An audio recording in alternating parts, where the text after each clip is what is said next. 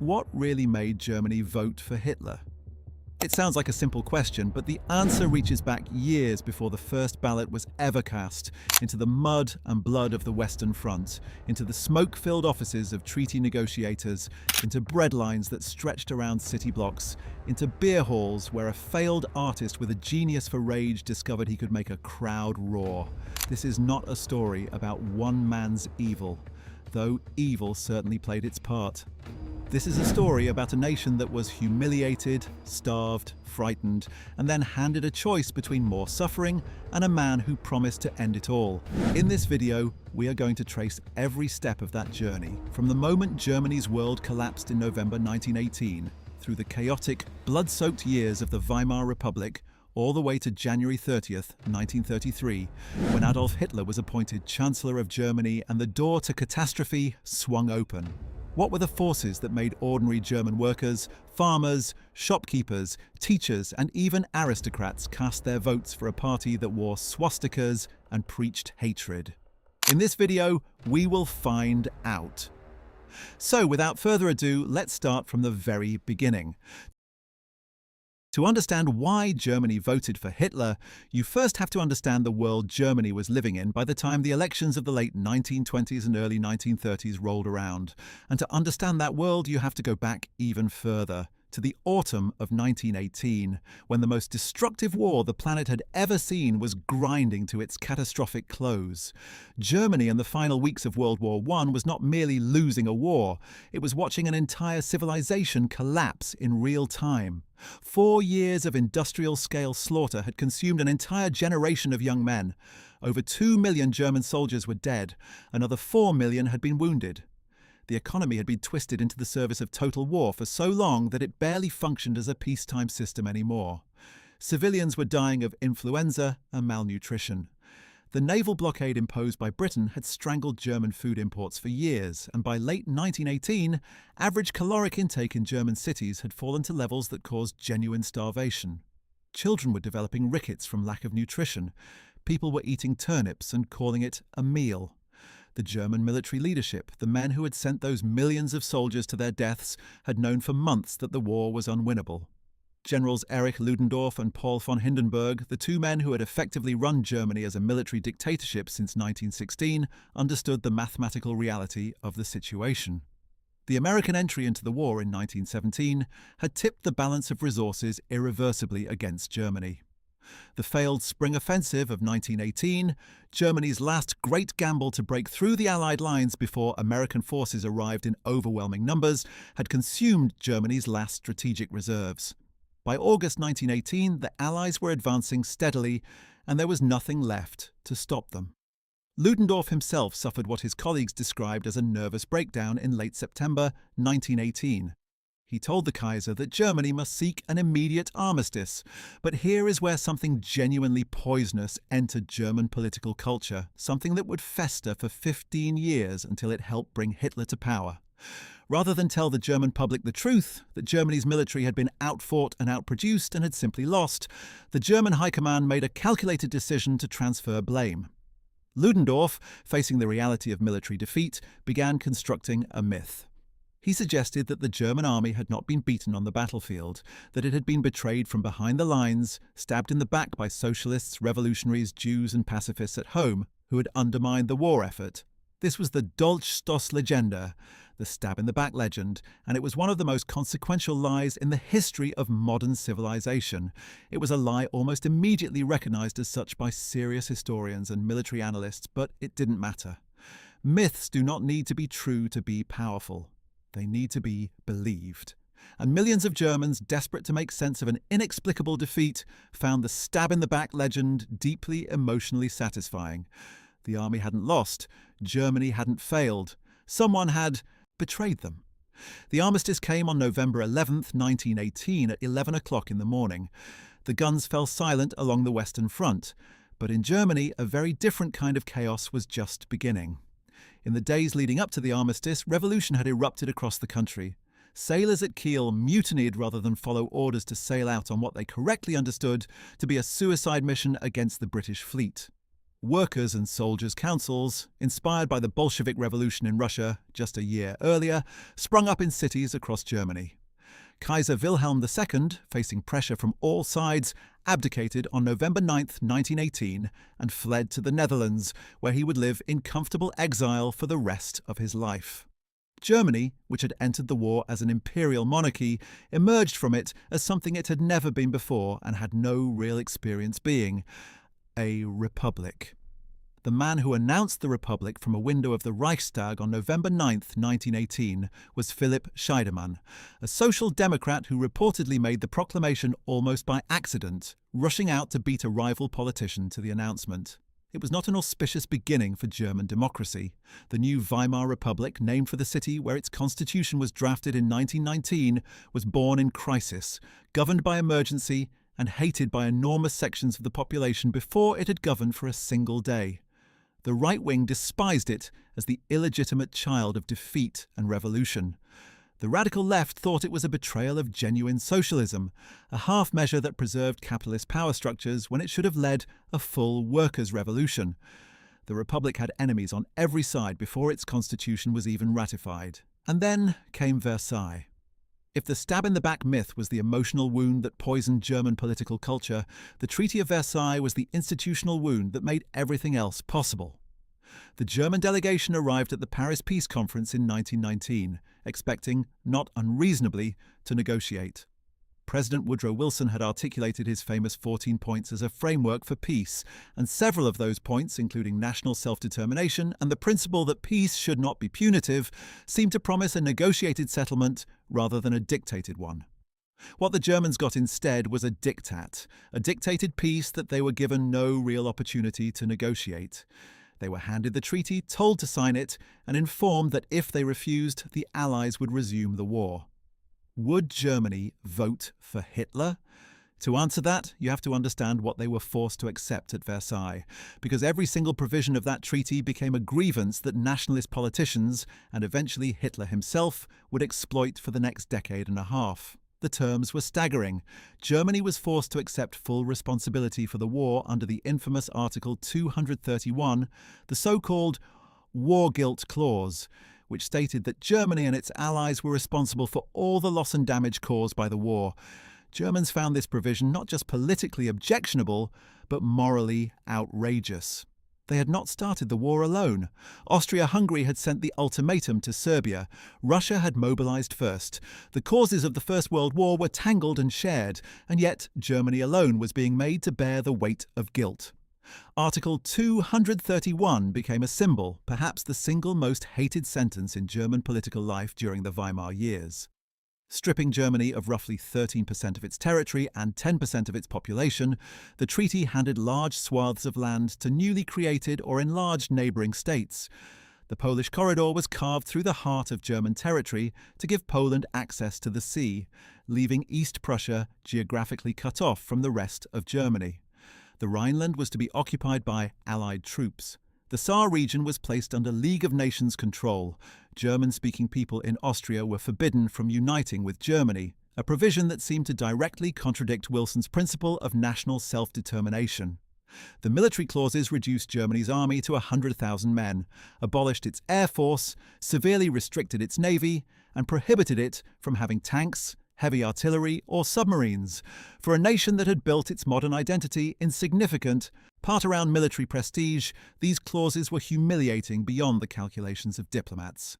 And then there were the reparations.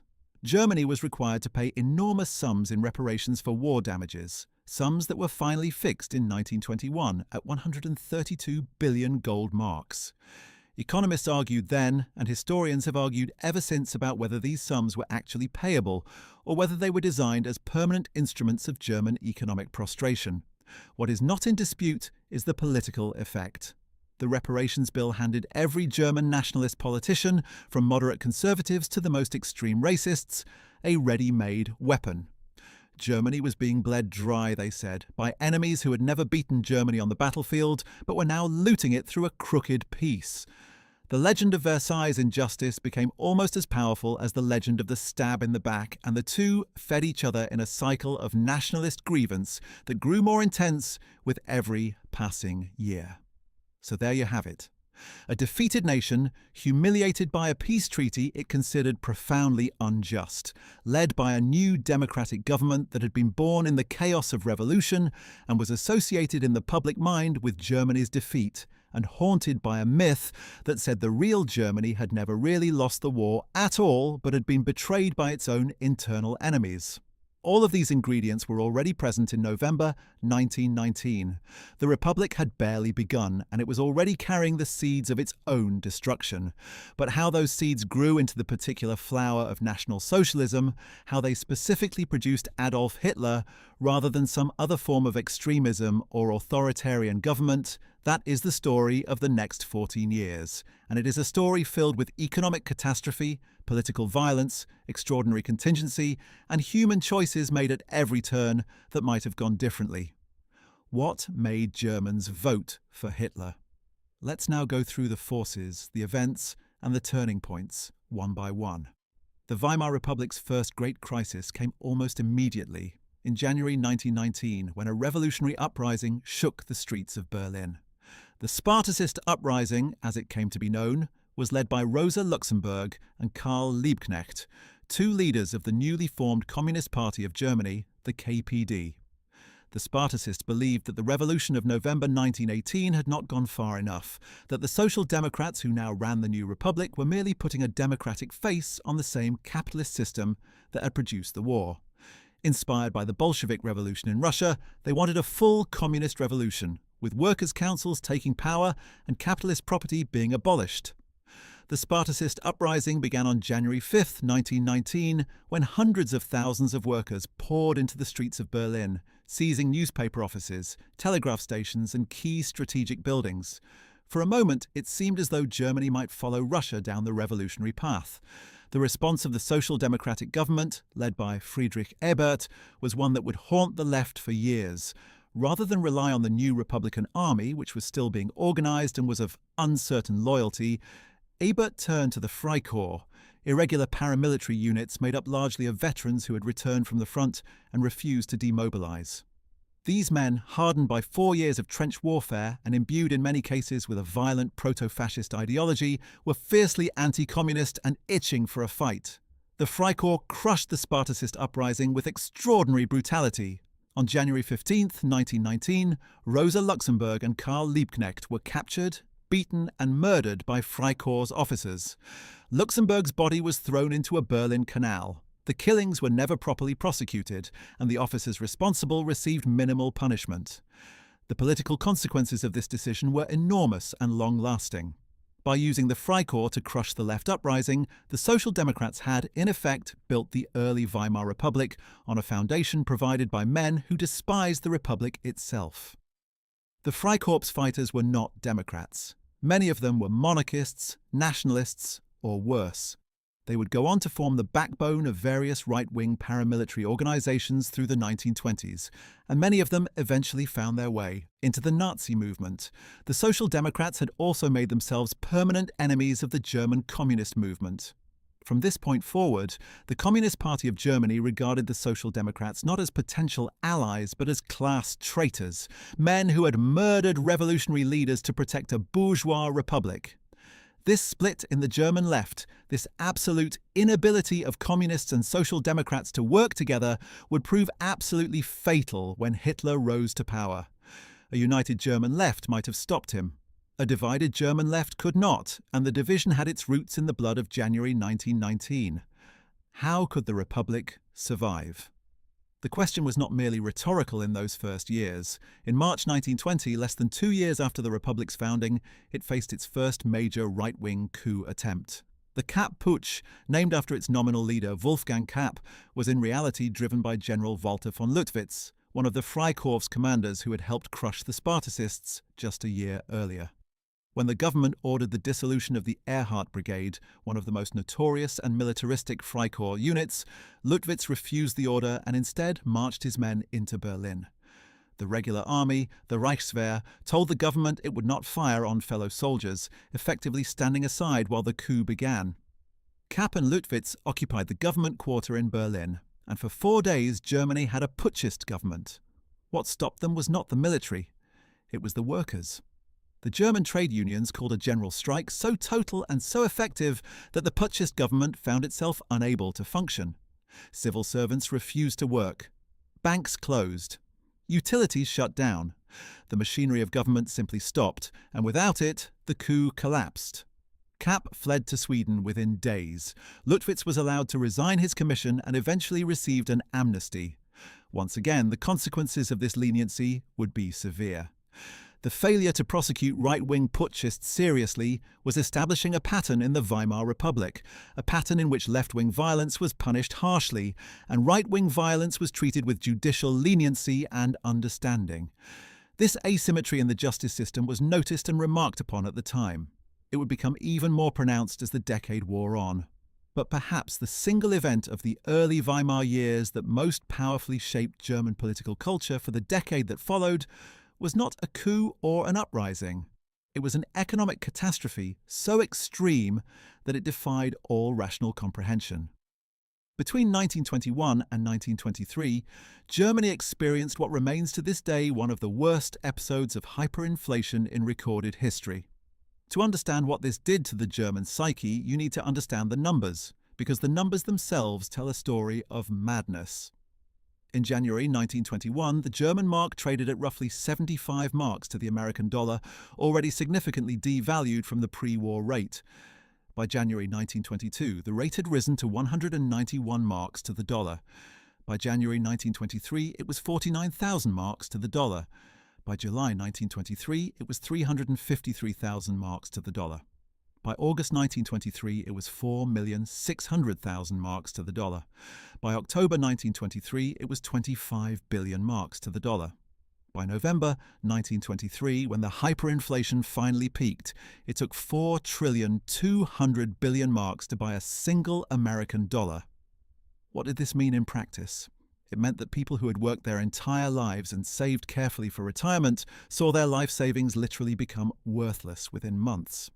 A schoolteacher who had saved 1,000 marks over 20 years of thrift found that by late 1923, those 1,000 marks would not buy a loaf of bread. Workers were paid twice a day because the money lost value so fast that a morning's wages might not be enough to buy lunch by the afternoon. People burned paper money in their stoves because it was cheaper than wood. Children played with bricks of banknotes in the street. Women used wheelbarrows to carry enough currency to buy groceries. The famous image of this period is of a German housewife feeding bundles of 10 million mark notes into her kitchen stove as fuel, because it was literally cheaper to burn the money than to buy coal with it. The hyperinflation had multiple causes. Germany had been printing money to pay its war debts and then its reparations obligations. In January 1923, France and Belgium occupied the industrially vital Ruhr region when Germany fell behind on reparations payments, and the German government responded by calling for passive resistance, paying striking workers with printed money and accelerating the inflationary spiral beyond any hope of control. But for ordinary Germans, the causes mattered less than the consequences. And the political consequence of the hyperinflation was a profound, lasting erosion of trust in the economic system, in financial institutions, in the liberal values of property rights and the rule of law that a functioning market economy was supposed to protect. The middle class, the Mittelstand, the shopkeepers and professionals and teachers and civil servants who were supposed to be the social backbone of a stable democratic republic, had seen the value of their savings and their economic security evaporate into nothing through no fault of their own. The state had failed them. The system had failed them, and they would remember. It is worth pausing here to ask, who benefited from the hyperinflation? The answer is instructive. Debtors benefited because their debts evaporated in real terms along with the currency. Large landowners and industrialists who owned real assets, physical property, factories and land, saw those assets hold their value, while the paper obligations attached to them became worthless. Some businessmen made vast fortunes speculating in foreign currency or hard assets. The hyperinflation was, in its economic effects, a massive transfer of wealth from the thrifty middle class and the working poor to the wealthy and the well-connected. And this is exactly how nationalist politicians framed it. The Jews and the international financiers, they said, had arranged the whole catastrophe for their own profit. The Republican politicians who had presided over the disaster were their agents. It was a lie, of course, a grotesque conspiracy theory with no basis in economic reality, but it was a lie that fit perfectly into the psychological needs of people who had just watched everything they had worked for disappear. The seeds of what would come were being watered by the tears of ordinary German families standing in breadlines in 1923. The hyperinflation was eventually brought under control by the introduction of a new currency, the Rentenmark, in November 1923. The man most responsible for stabilizing the economy was Gustav Stresemann, perhaps the most capable and underappreciated statesman of the Weimar era. Stresemann served as Chancellor briefly in 1923 before becoming Foreign Minister, a position he held until his death in 1929. He negotiated the Dawes Plan in 1924, which restructured Germany's reparations payments and arranged American loans to stabilize the German economy. He brought Germany into the League of Nations in 1926. He won the Nobel Peace Prize in 1926 for negotiating the Locarno Treaties, which normalized Germany's relationship with its Western neighbors. Under Stresemann's stewardship, Germany experienced a genuine period of economic recovery and political stabilization between roughly 1924 and 1929, a period historians often call the Golden Twenties or the Stresemann years. The Republic seemed to be finding its footing. But even during this period of relative stability, the political extremes were organizing and growing stronger. On November 8th and 9th, 1923, just as the hyperinflation was reaching its insane peak, a failed political agitator named Adolf Hitler attempted his own coup. The beer hall putsch, as it came to be known, began in the Bürgerbräukeller, a large beer hall in Munich. Hitler, who had risen to lead the tiny National Socialist German Workers' Party, the NSDAP, had spent years building a radical nationalist movement in Bavaria, and he believed that the moment of crisis presented an opportunity. Inspired by Mussolini's march on Rome the previous year, he planned to seize power in Bavaria and then march on Berlin. On the evening of November 8, 1923, he burst into the beer hall where the Bavarian state government was holding a meeting, fired a shot into the ceiling, and proclaimed a national revolution. He had the support, he claimed, of General Erich Ludendorff, the most famous German military figure of the war, and that endorsement was supposed to bring the army and police to his side. It didn't. The next day, November 9th, 1923, as Hitler led his followers in a march through Munich toward the War Ministry, they were stopped by a line of state police near the Feldherrnhalle, a memorial hall in central Munich. Shots were fired. 16 of Hitler's followers and 4 police officers died in the brief exchange. Hitler himself was wrestled to the ground, dislocating his shoulder. He was arrested 2 days later, hiding at a friend's house. The putsch had been a complete failure. Hitler was put on trial for treason, and here something revealing about the Weimar Republic's relationship with right-wing violence became apparent once again. The trial was held before a sympathetic Munich court. The judges allowed Hitler to transform his trial into a political platform, speaking at length about his nationalist vision and castigating the Weimar system. He was found guilty, but sentenced to only 5 years in prison, the minimum possible under the law, and he was released after serving just 9 months. During those 9 months in Landsberg prison, he dictated Mein Kampf to his fellow prisoner, Rudolf Hess. The beer hall putsch failed as a coup, but it succeeded as political theatre. Hitler's name was now known across Germany. The trial had given him a national platform, and the leniency of his sentence confirmed what right-wing politicians and their supporters already believed, that the courts understood who the real enemies of Germany were and who the real patriots were, whatever side of the law they happened to be on. When Hitler emerged from Landsberg in December 1924, he was already famous. The question was what he would do with that fame.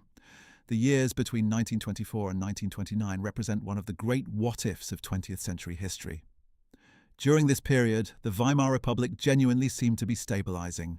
The economy was recovering. The political temperature was cooling. The extremist parties on both left and right saw their electoral support decline as ordinary Germans decided that maybe the Republic was going to be all right after all. In the Reichstag elections of May 1928, the Nazi Party received only 2.5% of the national vote, winning just 12 seats in the parliament. Hitler's movement seemed to be a fringe phenomenon, a collection of angry veterans and crackpots who would fade into irrelevance as Germany normalized. Many sophisticated political analysts in Germany and abroad concluded exactly this. They were wrong, sir, but they were wrong for understandable reasons. The Republic's stabilization was real, but it was also fragile in ways that were not immediately visible, built on borrowed money and borrowed time. The borrowed money was American. The Dawes Plan and its successor, the Young Plan of 1929, had arranged large American loans to German banks and businesses. These loans had funded the economic recovery of the mid-1920s, allowing Germany to pay its reparations obligations while simultaneously investing in industrial modernization and social programs. German cities built new housing, schools, and public transit systems. The standard of living rose noticeably. Berlin became one of the most vibrant and culturally experimental cities in the world, a center of avant-garde art, theater, literature, and nightlife that attracted artists and intellectuals from across Europe. The Weimar cultural moment was genuinely extraordinary, producing works by Bertolt Brecht and Kurt Weill, by George Grosz and Otto Dix, by Marlene Dietrich and Fritz Lang, by a generation of writers, painters, filmmakers, and architects who were among the most innovative the century would produce. But the borrowed time was running out. On October 24, 1929, the New York Stock Exchange collapsed in what became known as Black Thursday, triggering the Great Depression, the most severe global economic crisis in the history of industrial capitalism. American banks, suddenly desperate for cash to cover their own losses, began calling in their German loans.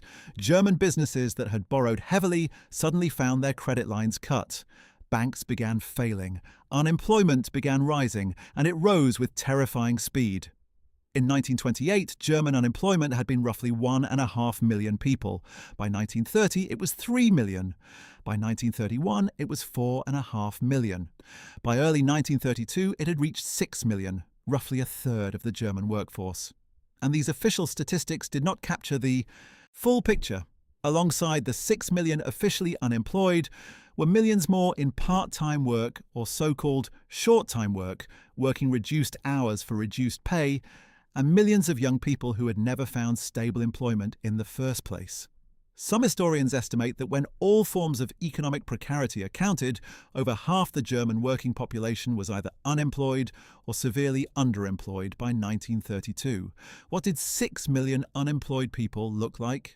It looked like men in suits standing in breadlines because they had sold their furniture to buy food and had nothing left to pawn. It looked like middle-class families who had survived the hyperinflation of 1923 by selling their silver, who now found themselves selling their books and then their coats.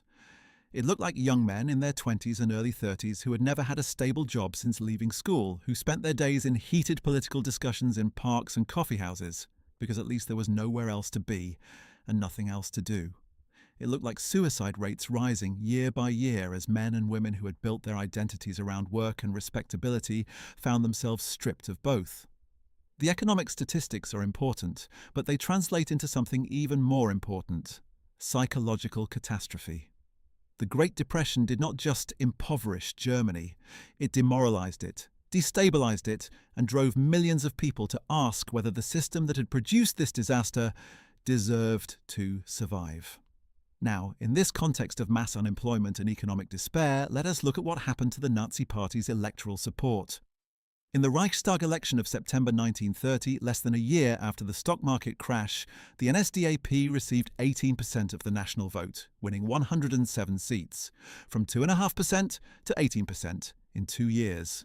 This was an earthquake. Commentators across Europe were stunned. How had this fringe movement, this group of beer hall brawlers and crackpot racial theorists, suddenly become the second largest party in the German parliament? The answer lay in exactly what we have been tracing: the combination of the economic catastrophe of the Depression with the long accumulated grievances of Versailles, the hyperinflation, and the stab-in-the-back myth. Hitler was not offering Germans anything new. He was offering them the same things he had always offered: the same nationalist grievances, the same racial scapegoats, the same promises of national rebirth and economic salvation. What had changed was the audience. People who had been able to afford to dismiss Hitler's message as extremist nonsense in 1928 when they had jobs and savings were suddenly much more receptive to it in 1930 when they had neither. Who were these new Nazi voters?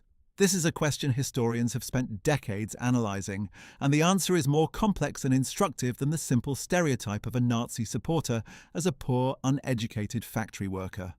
The data shows that the Nazis drew their support disproportionately from the Protestant German middle class: farmers, artisans, small shopkeepers, white-collar employees, civil servants, Protestant pastors, and university students.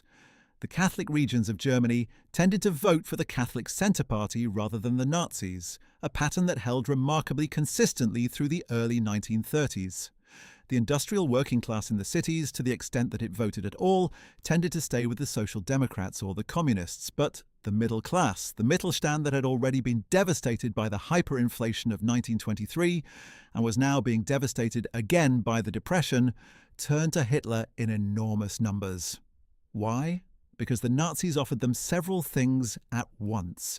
They offered economic promises, an end to reparations, a revival of German industry, jobs for the unemployed, protection for farmers and small businesses against the forces of international capitalism. They offered a clear explanation for why Germany's suffering was not Germany's fault. The Jews, the Marxists, the international financiers, the Weimar politicians who had stabbed Germany in the back. They offered national pride, a promise to tear up the humiliating Versailles Treaty, to rebuild the German military, to restore Germany's greatness. And they offered something perhaps most important of all, a sense of community, of belonging, of being part, of a movement that was going somewhere.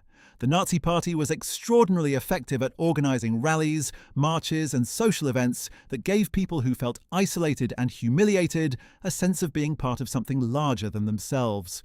The torchlit processions, the mass rallies at Nuremberg, the stirring music and powerful speeches, these were not just political events. They were quasi-religious experiences, and they were deliberately designed to be exactly that. One person who understood this better than almost anyone was Joseph Goebbels.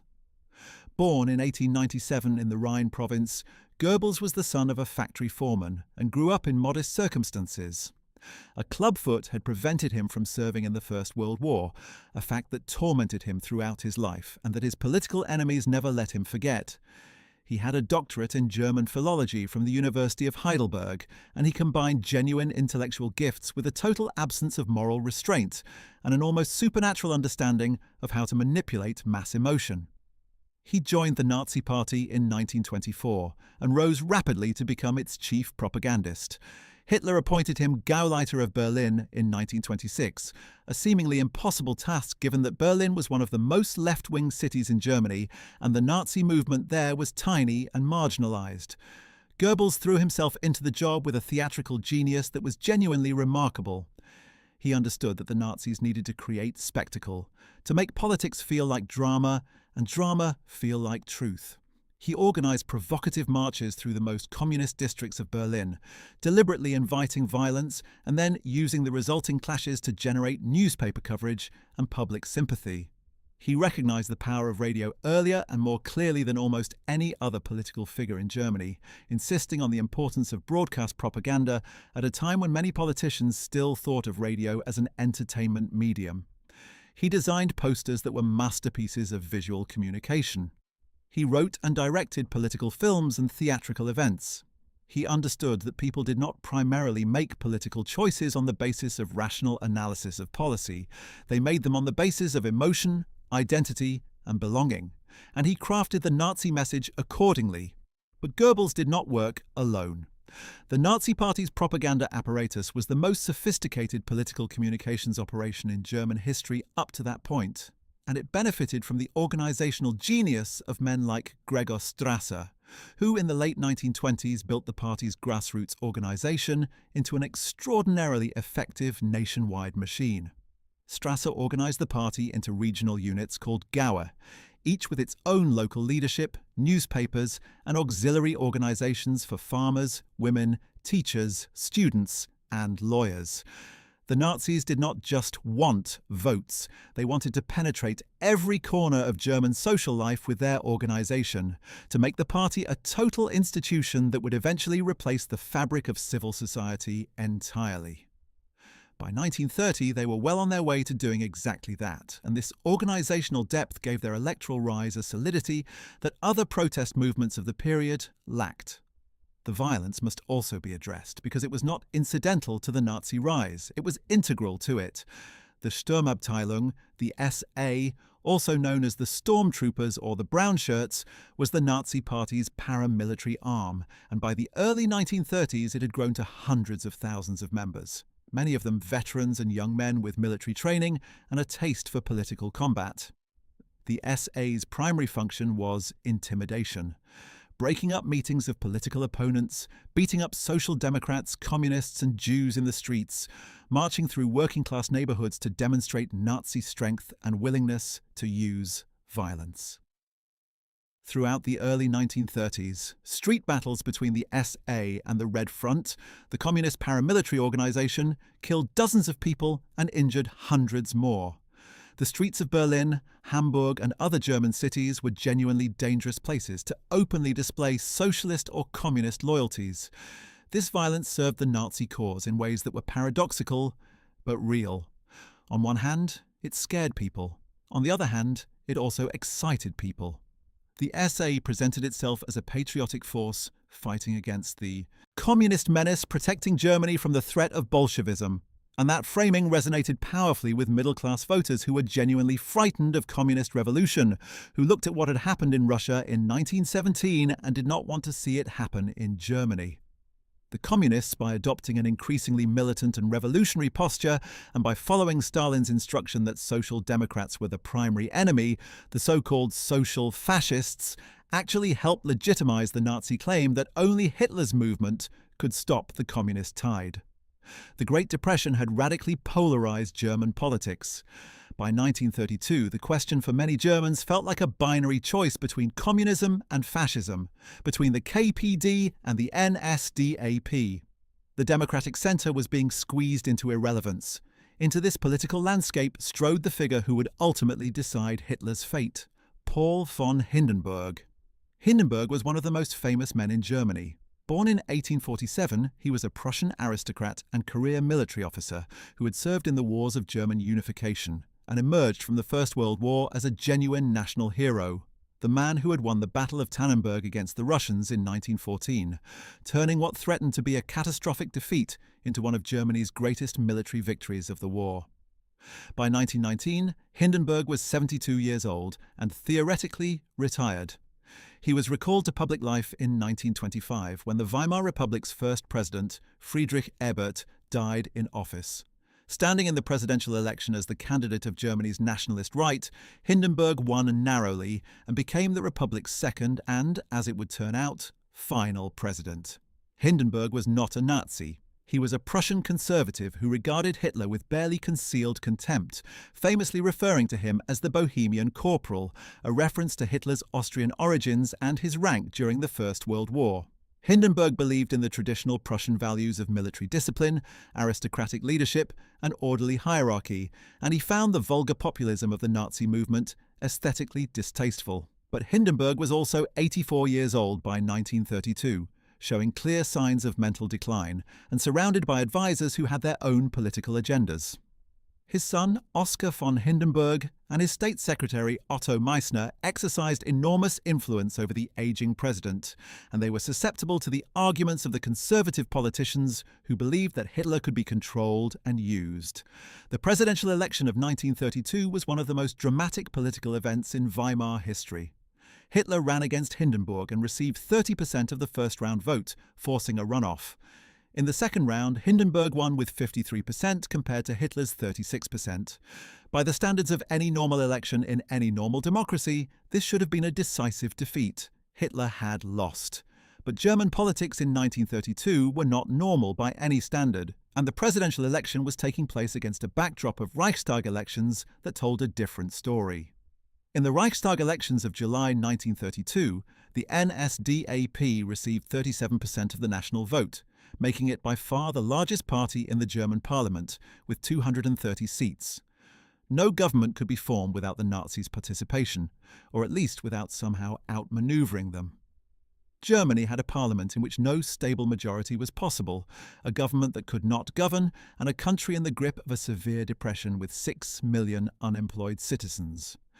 The Nazi vote actually fell slightly in the Reichstag elections of November 1932, dropping from 37% to 33% and losing 34 seats. Some analysts concluded that the Nazi tide was ebbing, that the party had peaked and was now in decline. Hitler himself was deeply worried. The party was heavily in debt. Its organizational energies had been stretched to the breaking point by two national election campaigns. Gregor Strasser, his rival within the party and the man who ran its organizational machinery, was privately in discussions with conservative politicians about joining a government that would exclude Hitler. Within the Nazi movement itself, there were signs of growing demoralization. Could the Hitler moment be passing? Would Germany avoid the catastrophe that loomed? It would not. The reason it would not comes down to the decisions made by a very small number of powerful conservative politicians who believed they were being clever and instead proved catastrophically short-sighted. The central figure in what followed was Franz von Papen. Papen was one of the most remarkable political survivors in Weimar history. Charming, aristocratic, utterly unscrupulous, and possessed of a confidence in his own cleverness that was entirely unjustified by his actual track record. He had served briefly as Chancellor in 1932 from June to December, but had lost the confidence of the Reichstag in a no-confidence vote of extraordinary proportions, with 512 votes against him and only 42 in favour. He had been replaced as Chancellor by General Kurt von Schleicher, the scheming army officer who fancied himself a political player and who had manoeuvred to remove Papen. Now Papen wanted revenge on Schleicher, and he thought he had found a way to get it.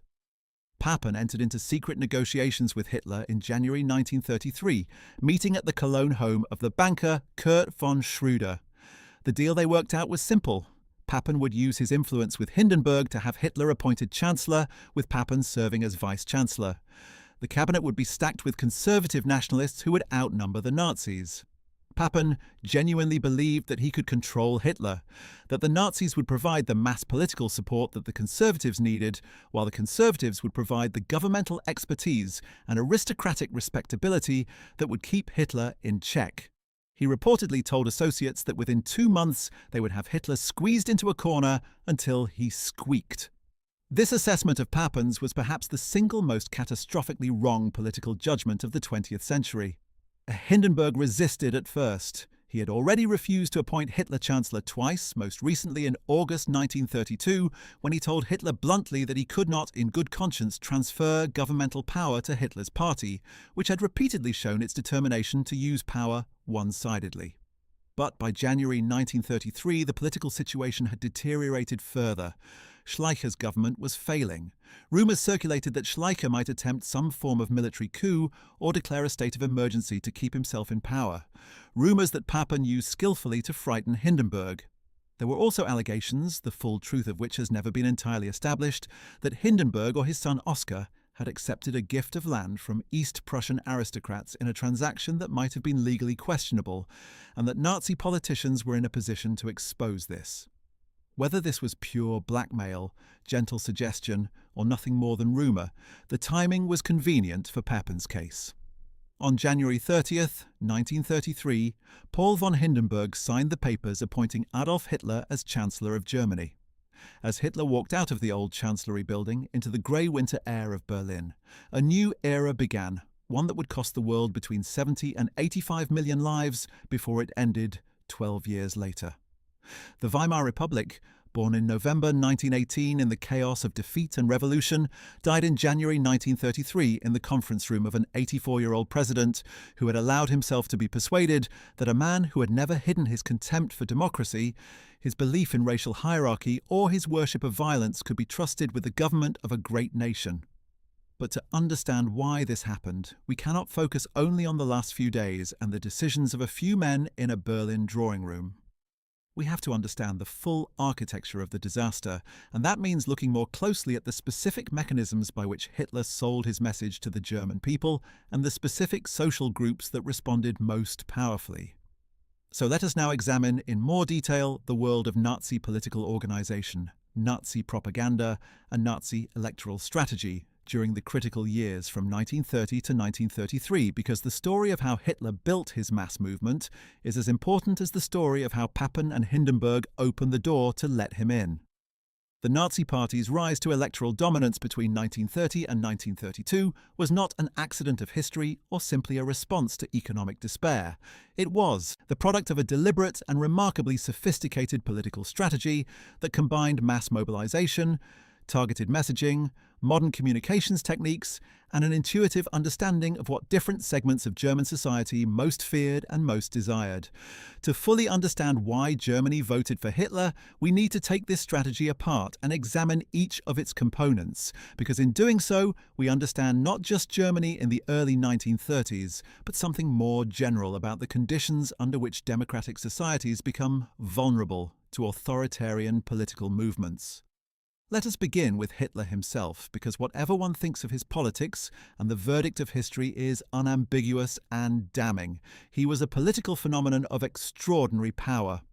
Adolf Hitler was born on April 20th, 1889, in Braunau am Inn, a small Austrian town on the border with Bavaria. His early life was marked by failure and rootlessness. He twice failed the entrance examination for the Vienna Academy of Fine Arts, which had rejected him on the grounds that his sample drawings showed insufficient talent, though it noted his aptitude for architectural drawing. He spent several years in Vienna as a homeless or semi-homeless young man, selling watercolor postcards, absorbing the city's intense political culture, and developing the political ideas, particularly his virulent anti-Semitism and German nationalism, that would define his worldview for the rest of his life. Vienna in the early 20th century was a hotbed of nationalist and anti-Semitic politics, and the young Hitler proved an avid student. He moved to Munich in 1913, partly to avoid Austrian military service, though he was eventually found and subjected to a medical examination that declared him unfit to carry weapons. When the First World War broke out in August 1914, however, he volunteered immediately for the German army, despite being an Austrian citizen, and served for the entire duration of the war as a regimental runner, a dangerous job that involved carrying messages between headquarters and frontline units under fire. He was wounded twice, gassed once, and awarded the Iron Cross First Class, a relatively rare decoration for an enlisted man. He appears to have been genuinely courageous in a physical sense, and the war was the defining experience of his life. He found in it a sense of purpose and community that had eluded him in his aimless pre-war years. When the armistice came in November 1918, he later wrote that he broke down and wept, the only time in the war he had cried. After the war, Hitler found his way into politics almost by accident. He was employed by the Reichswehr, the new German army, as a political agent tasked with monitoring extremist political groups and potentially infiltrating them. In this capacity, he attended a meeting of a tiny organization called the German Workers' Party in September 1919, and the encounter changed the course of history. The German Workers' Party was an obscure nationalist group led by Anton Drexler, a Munich locksmith. Hitler, to his own surprise, found himself giving an impromptu speech at the meeting in response to a comment he disagreed with, and he discovered in that moment what would prove to be perhaps the most consequential individual talent of the 20th century. His ability to speak to crowds in a way that moved people to the depths of their being. What was it about Hitler's oratory that was so powerful? This is a question that many people resist engaging with seriously, because doing so feels like somehow lending legitimacy to what he said. But it is worth engaging with honestly, because the rhetorical technique is itself part of the historical explanation for his rise. Hitler did not simply read speeches from prepared texts. He engaged with his audiences in a way that felt spontaneous and emotionally raw. He would begin, slowly, almost haltingly, building gradually to extraordinary peaks of emotional intensity. He deployed pauses, repetition, rhythm, and crescendo in ways that contemporary observers compared to musical composition or religious revival preaching. He had an uncanny ability to articulate, in language that felt authentic and passionate rather than calculated and political, the specific grievances and humiliations that his audiences carried. When he talked about the injustice of Versailles, people in the crowd felt that he was speaking their own private rage back to them. That, finally, someone understood. When he described the treachery that had stabbed Germany in the back, people who had needed an explanation for an inexplicable defeat heard their own confused grief transformed into coherent narrative. He understood instinctively something that sophisticated political strategists often miss, that people do not primarily vote on the basis of policy, they vote on the basis of identity and emotion. He gave his supporters not just a political program, but an identity, the identity of the true German patriot, the man or woman who had seen through the lies and betrayals and was now standing up for what was right. Joining the Nazi movement was not just a political choice, it was a declaration of who you were and what you believed. The movement provided community, purpose, excitement, and a sense of historical destiny. In a Germany in which the Depression had stripped millions of people of their economic security and their sense of social status and dignity, the Nazi movement offered a substitute dignity rooted in racial identity. You might not have a job or savings, but you were German, you were Aryan, you were part of a great people that was going to reclaim its rightful place in history. This was a powerful offer, and millions of people accepted it. Now, what specific issues did the Nazis emphasize in their campaigning between 1930 and 1932, and how did they tailor their message to different audiences? The flexibility and opportunism of Nazi electoral strategy during this period is striking and important. Unlike most political parties which had relatively fixed platforms rooted in the interests of specific constituencies, the Nazis proved remarkably willing to adapt their message to the audience they were addressing.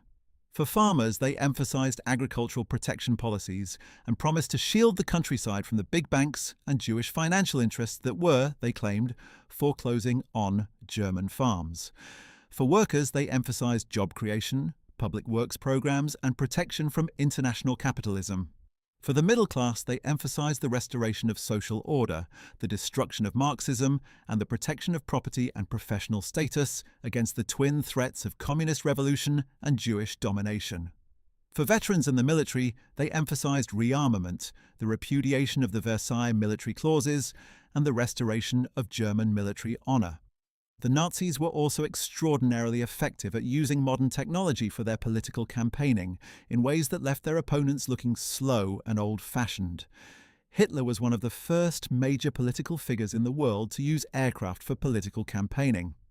In the presidential election campaigns of 1932, he flew across Germany in a chartered aircraft, which he dubbed the Hitler over Germany campaign, appearing at multiple cities per day, something that no previous German politician had done. This alone created an impression of energy, modernity, and dynamism that contrasted powerfully with the tired bureaucratic appearance of the established parties. Goebbels flooded Germany with Nazi posters, pamphlets, newspapers, and films. The Völkischer Beobachter, the Nazi Party's main newspaper, had a circulation of hundreds of thousands. Local Nazi newspapers in every region of Germany added to the reach. The party developed a sophisticated understanding of which voters were movable and how to reach them. The role of German industrialists and financial elites in supporting the Nazi rise deserves close examination because it complicates the simple narrative of Hitler as a purely populist phenomenon.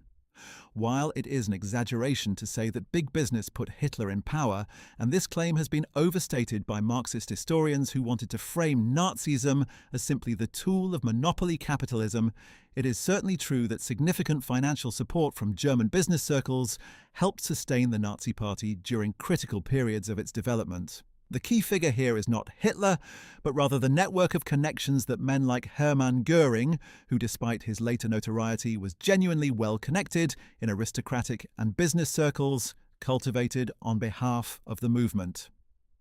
In February 1932, at a meeting in the Industry Club of Düsseldorf, Hitler gave a speech to leading German industrialists in which he was careful to emphasize his commitment to private property and his determination to crush Marxism, deliberately downplaying the more socialist elements of the Nazi program. Several major industrialists began making financial contributions to the NSDAP after this meeting, including representatives of the coal and steel industries of the Ruhr, but it would be wrong to portray German business as uniformly or enthusiastically pro-Nazi. Many German business leaders remained with the established conservative parties throughout the Weimar period, and several major figures of German industry were genuinely alarmed by the radical and potentially unpredictable character of the Nazi movement. The relationship between big business and Nazism was opportunistic and instrumental on both sides. Business interests hoped to use the Nazi movement to destroy the trade unions and the left, and the Nazis used business money to fund their operations while having no intention of letting business interests determine policy once they had achieved power.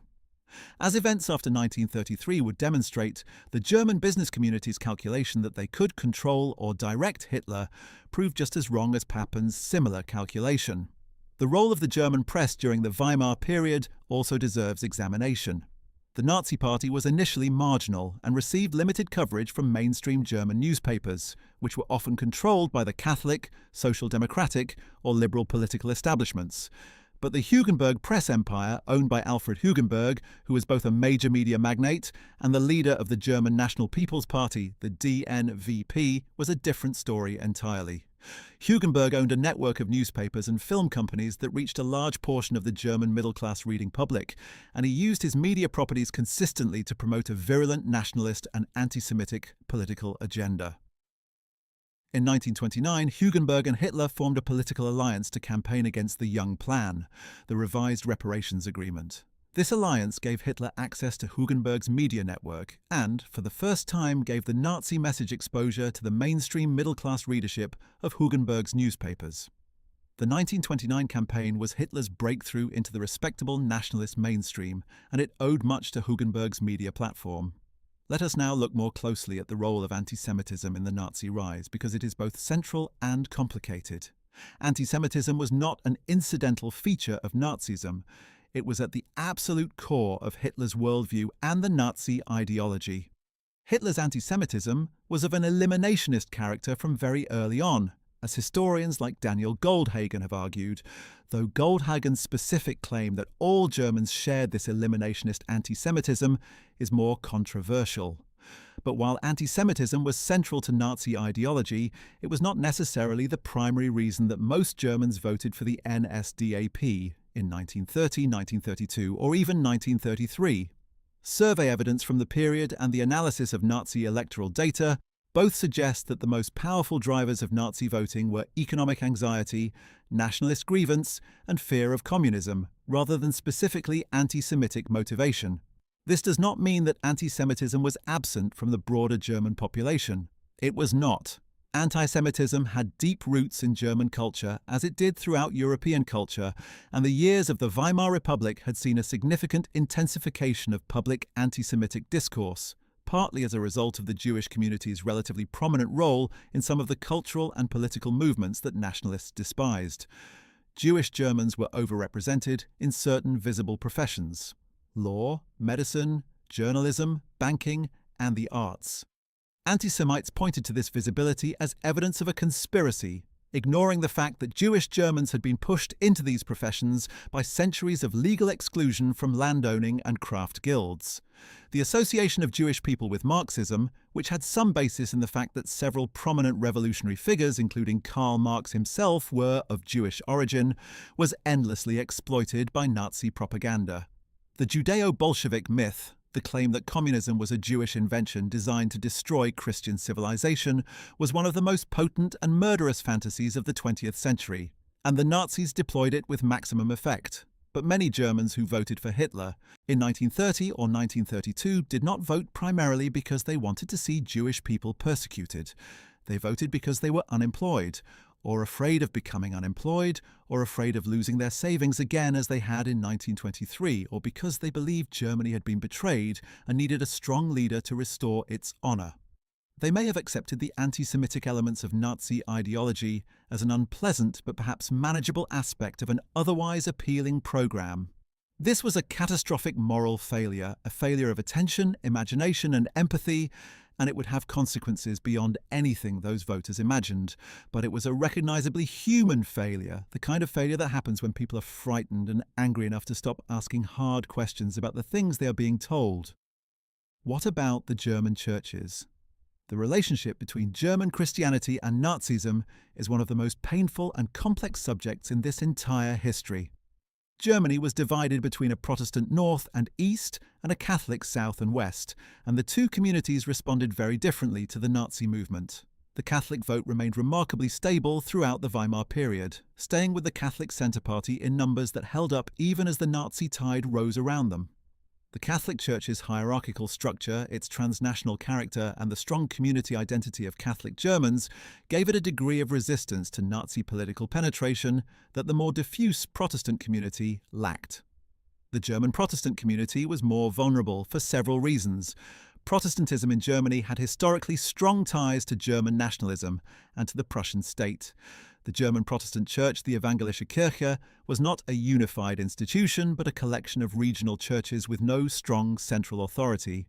And within German Protestantism in the 1920s, there was a significant movement that sought to integrate Christian faith with German nationalism in ways that sometimes became deeply troubling. The German Christians movement, which emerged in the early 1930s and became a significant faction within the Protestant Church, embraced Nazi racial ideology, called for the removal of Jewish Christians from church positions, and spoke of Hitler in quasi-messianic terms as a prophet sent to renew Germany's Christian destiny. The German Christians were a minority within German Protestantism, and they were strongly opposed by the confessing church movement led by figures like Dietrich Bonhoeffer and Martin Niemöller. But their existence demonstrated how far the infection of Nazi ideology had penetrated into institutions that should have been natural sources of moral resistance. The role of German youth in the Nazi rise is another essential dimension of this story. The NSDAP, from its earliest days, placed enormous emphasis on youth recruitment and youth organization. The Hitler Youth, the Hitlerjugend, was formally established in 1926, and the League of German Girls, the Bund Deutscher Mädel, provided a parallel organization for young women. By 1932, these organizations had hundreds of thousands of members, and they provided the party with an endlessly renewable supply of enthusiastic, ideologically committed young people who could serve as activists, canvassers, and street fighters. The appeal of these organizations to young Germans should not be underestimated. They offered adventure, camaraderie, physical activity, camping trips, marching bands, and the excitement of belonging to a movement that felt like it was shaping history. For young men who had grown up in a country that seemed to have failed, who faced unemployment and aimlessness, the Hitler Youth offered a sense of purpose and belonging that the Weimar Republic and its institutions could not match. The universities were another crucial site of Nazi penetration. German student politics turned sharply to the right during the late 1920s and early 1930s. The National Socialist German Students' League won control of the student governments of many German universities before the Nazi Party itself achieved comparable electoral success in national elections. German universities had traditionally been bastions of nationalist sentiment, but the interwar period saw a radicalization of student nationalism that drew many of Germany's most educated young people into the Nazi orbit. This was particularly troubling because it meant that the next generation of German professionals, doctors, lawyers, teachers, and civil servants was being recruited into an ideology of racial hatred and political authoritarianism before they had even entered their careers. The consequences of this would be devastating when the Nazi regime actually began implementing its racial policies after 1933.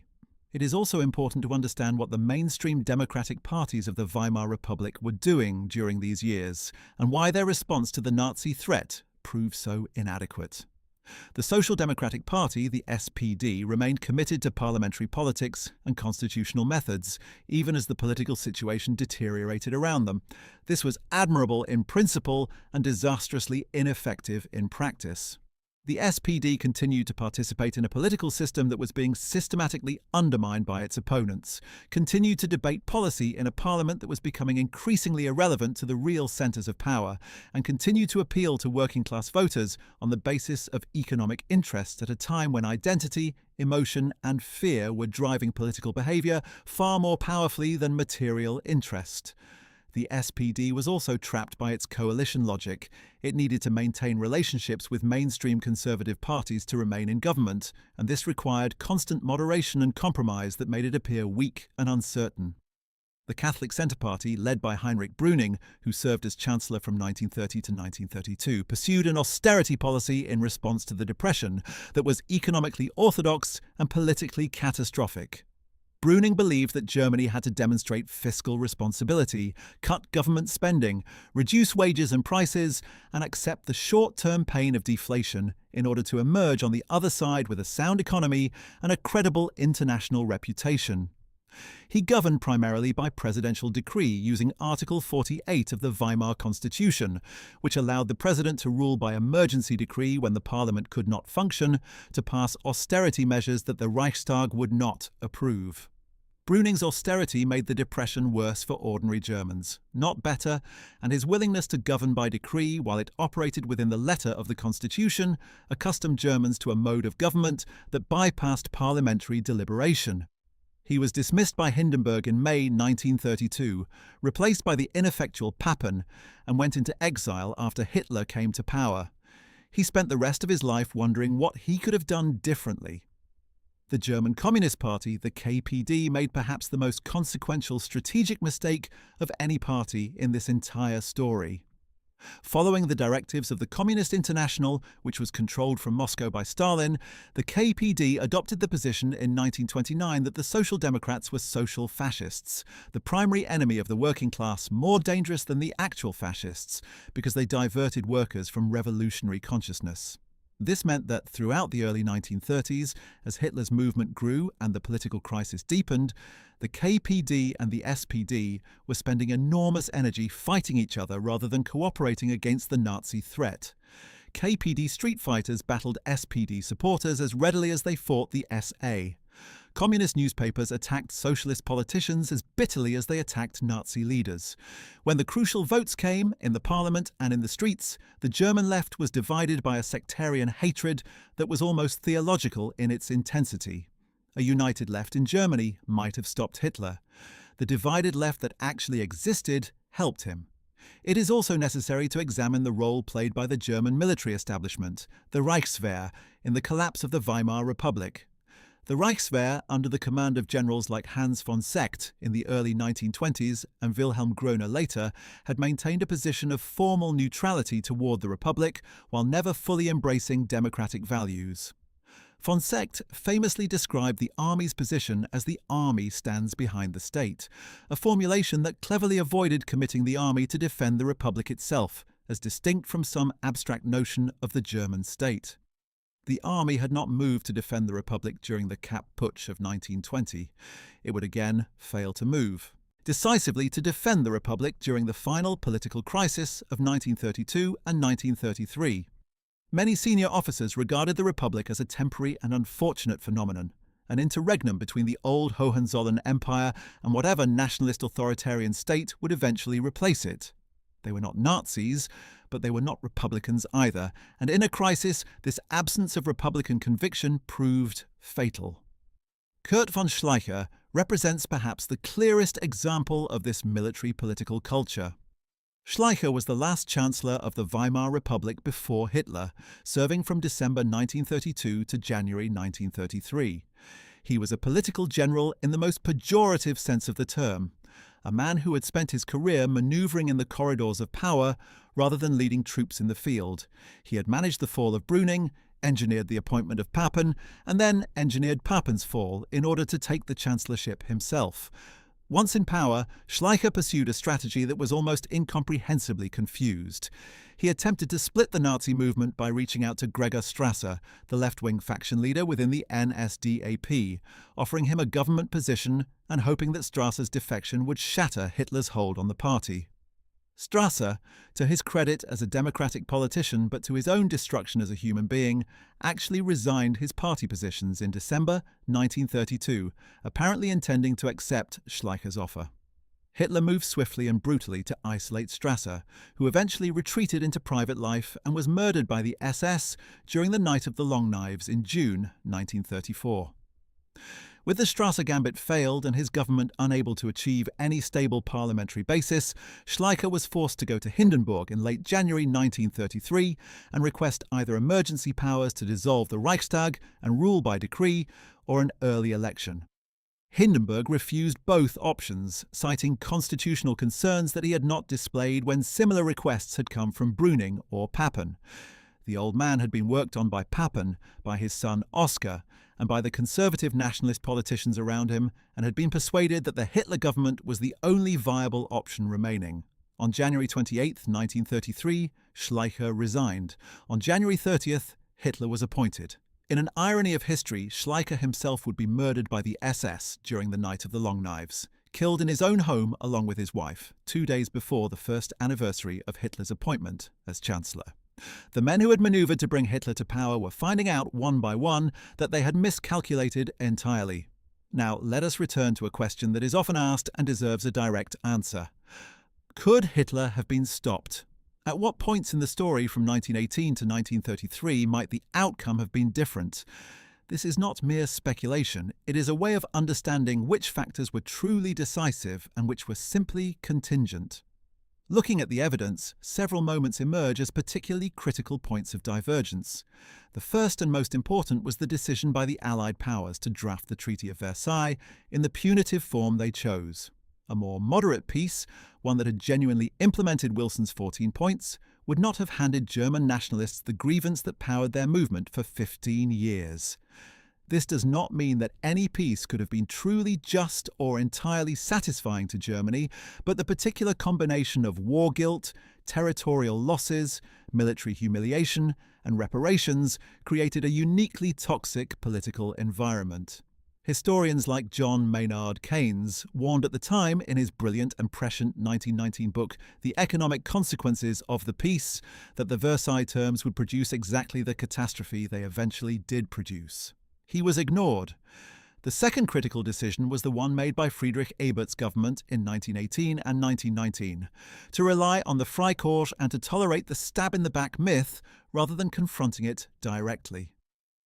The new Republican government had an understandable desire to maintain order and prevent a communist revolution, but in doing so, it empowered the forces that would eventually destroy it, and it failed to establish in the Republic's founding moment a clear and honest narrative about why Germany had lost the war. The stab-in-the-back myth was a lie, and it was a lie that the Republican government knew to be a lie, but it was a lie it never successfully challenged, partly because to do so might have meant confronting the military establishment and the war heroes whose reputation it protected. This failure of political courage had enormous long-term consequences. The third critical decision was the great powers' choice of economic policies during the Depression. When the American Federal Reserve contracted the money supply in the late 1920s, and when European governments responded to the Depression with austerity policies that deepened and prolonged the crisis, they were not merely making an economic mistake. They were creating the conditions for political catastrophe. The 6 million unemployed Germans who provided the mass base for the Nazi electoral breakthrough were not inevitable. They were the product of specific policy choices made partly on the basis of economic orthodoxy and partly on the basis of international political constraints imposed by the reparations system. The Depression hit every industrial nation, but Germany's response to it, and the political consequences of that response, were more extreme than anywhere else, precisely because the Depression was arriving on top of a political system already weakened by the multiple crises of the preceding decade. And then there are the final decisions of January 1933, the choices made by Hindenburg, Papen, Hugenberg, and the other conservative politicians who believed they could harness the Nazi movement for their own purposes.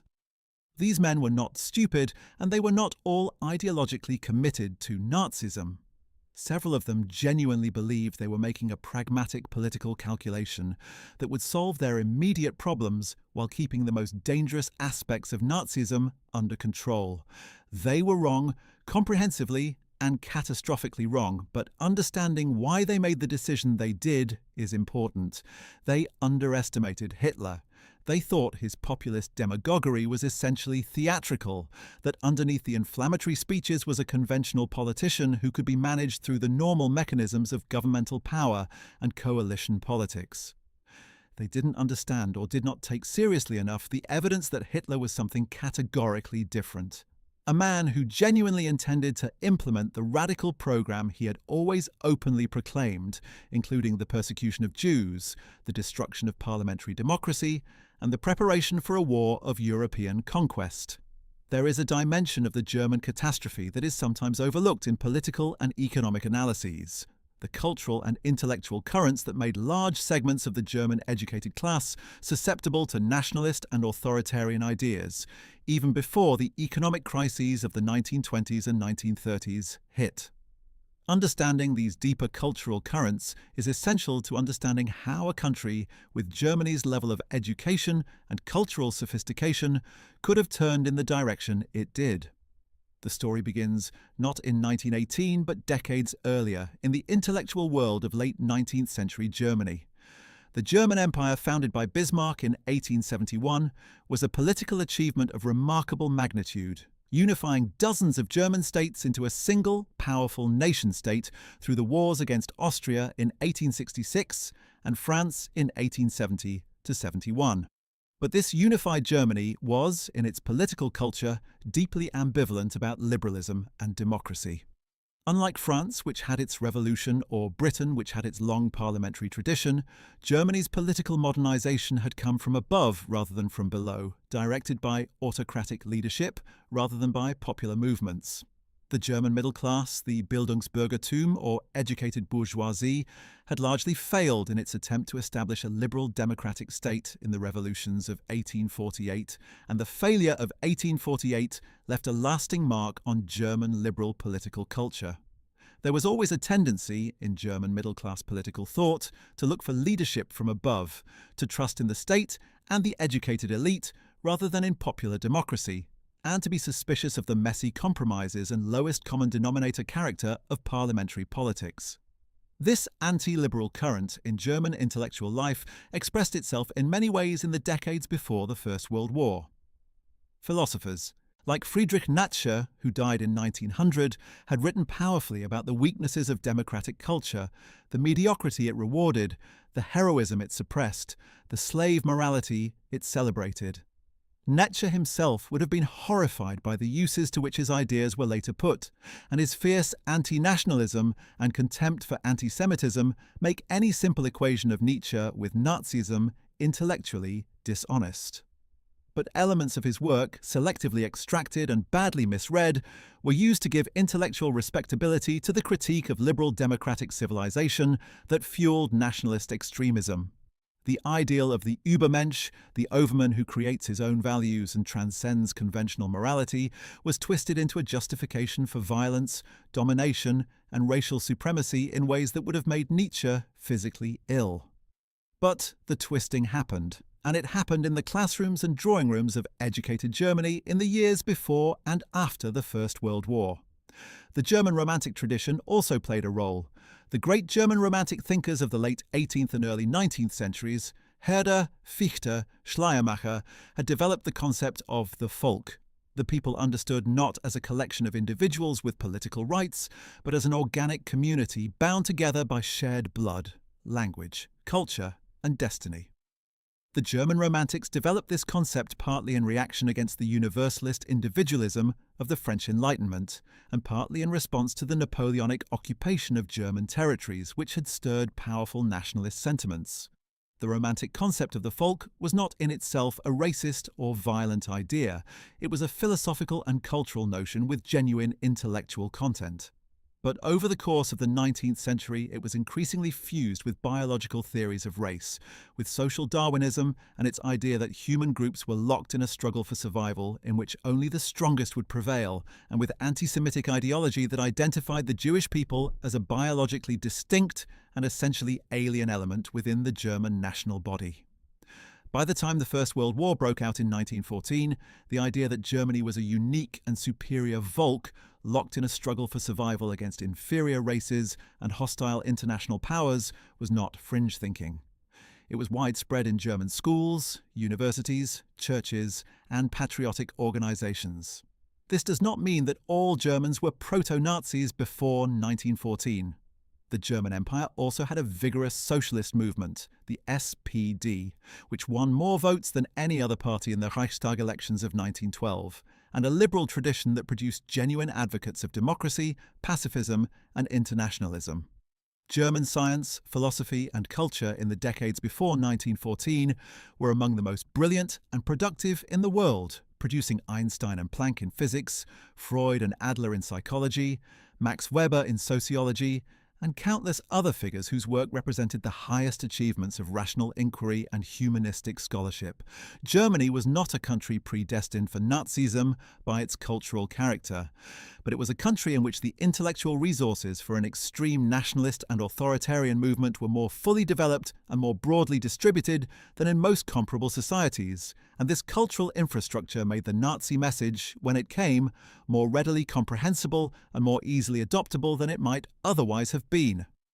The role of the First World War in radicalizing German political culture deserves far more attention than it usually receives in discussions of the Nazi rise. The war did not just defeat Germany, it traumatized it at the deepest psychological level in ways that go beyond the stab-in-the-back myth and the Versailles humiliation. The war created a generation of men who had lived through 4 years of industrial-scale violence and who had, in many cases, come to define themselves by that experience.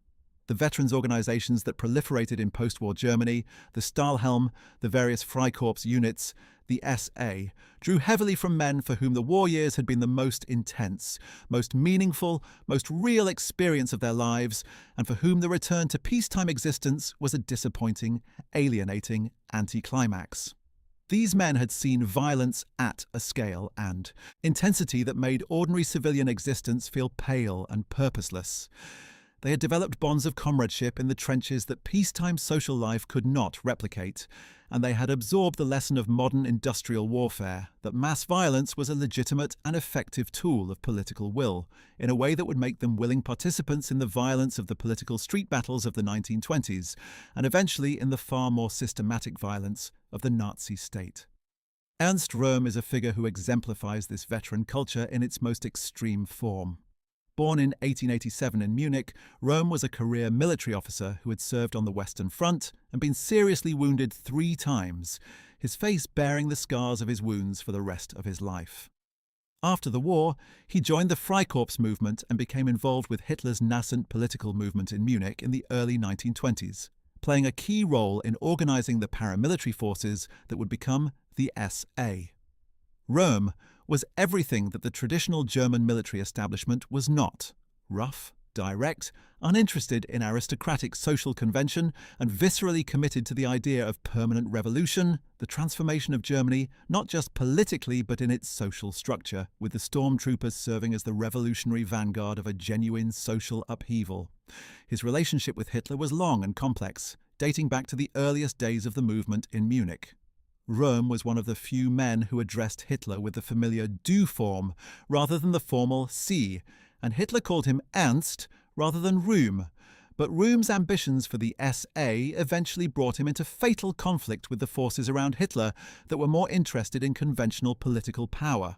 By 1933 and 1934, the SA had grown to over 3 million members, dwarfing the German army and becoming a rival centre of military power that made the Reichswehr officer corps deeply nervous. Röhm wanted the SA to absorb the Reichswehr and create a new revolutionary people's army. Hitler, who needed the cooperation of the traditional military establishment to implement his rearmament and expansionist plans, could not afford to alienate the officer corps.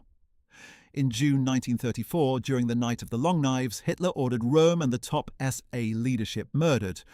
Röhm was arrested at a resort hotel in Bad Wiessee and executed in his prison cell at Stadelheim prison in Munich on July 1, 1934.